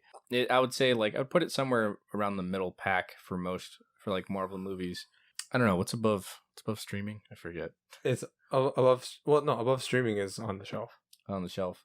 So just Yeah, stream. I don't know if I'll own it, but yeah, I think I'll stream it. Like I'll catch it like when it gets to like Disney Stream it if Plus. you're on an airplane or something. Yeah. No, not on if I'm on an airplane. Yeah. I'll I watch li- it sometime. I actually I'll don't like watching anything on the airplanes. Yeah, if they come out with a sequel, I'll definitely be interested to watch it, and I'll probably watch this one, rewatch it. Yeah. For me, yeah, I don't know, maybe because I watched the film like 3 times. It's all for weird reasons. Like first by myself, and then first with like another like a group of Asian friends that wanted to watch it, and the third with Leia, and all different formats. I don't know. I guess it kind of my first reaction was pretty bad when I watched it, and what's it called? Maybe because like I really didn't like the CGI or the humor or anything like that. But I'll be honest, for me, I was kind of moved by the story moment. It was, as an Asian dude, it was great to see like an Asian superhero on screen, like kind of rare. Yeah. Like actually, this is not rare. It's no Asian superhero. It's really Yeah, rare. yeah. And then them getting the culture right, and them getting like a lot of the specificity of this experience, and Simu's thing with his dad, and what's it called, their own kind of Asian, like Katie's Asian attempts to kind of please his parents in their weird way and aimlessness, kind of resonated with me a lot, and I love martial arts, so for me, yeah, it's I put it on the shelf. I liked it a lot. Yeah. right on. Cool. Cool. That's All right. fair. Thank you So- for listening to 3 hours of us. Yeah. This yeah. was way longer than I was I expecting. thought Yeah, this was I- going to be a I short thought one. flat 2 hours at most. I thought this was But, going to you be know, a short whatever. one, to be honest. It Cool. happens. Yeah. Thank Alright, you for guys. listening. Please like, subscribe. What did you think of Shang-Chi? Are you excited for the Shang-Chi. rest? Shang-Chi. Yeah. I've been saying it right this whole time. I know. I was surprised. What do you think about Tony Leung? Yeah. So, Yeah, let us know. Stream it on an airplane, maybe. Yeah, we're excited for the MCU or future of Shang-Chi and what he can accomplish. Yeah. That a new Eternals trailer looked freaking dope, I gotta Yeah. say. I'm Yeah. excited. Sentinels? They What? did the same thing Yes, with the Sentinels was the great, bad yeah. comedy at the end. oh wait, Exactly. real quick. It wasn't. Oh, wait, not real- looking real- that we bad. don't need to real talk quick. about it. Yeah, let's Wait, not get into wait, it. no, not that, but the end credit scenes. We skipped over that. Oh. So I the don't end credit care. scenes. What's it called? The Wong stuff. I do like that. It shows how important Shang-Chi is to the MCU, probably going forward. Yeah. Yeah. And cool, then cool. he fulfills his Brie Larson must be in every one of my films type of thing. Oy. Yeah, what's it called? Because short term 12, Glass Castle, Just Mercy. And what do you guys think of Zhao Ling taking over? We didn't. What do you guys think of the character anyway? That was fine. I thought her aesthetic was pretty dumb. She's like, "Oh, I have a spray painting stuff all over the place." I was like, "Whatever." Oh, it is dumb, but I mean, that's something she would do though. Because if you look at her room, yeah, it's fine. It matches her character. Even and that's the five definitely ring. her style. Yeah, like, but the 5 rings being literally spray painted on the back, I was like, that looks and then dumb. there's females training now too. So there's even like Oh, a yeah. main story arc there too. That's cool. So every Yeah. character pays off in some ways. Yeah, so I Yep. did like that. Okay. Oh, that's it. Thank you All for right. listening to our show. listening. We'll do a Tony Leung part 3, 4, 5, 6, 7, and 8. So listen to that. And good night. Good night. You know what else is rare? Hispanic superheroes. Yeah, get on it, Marvel.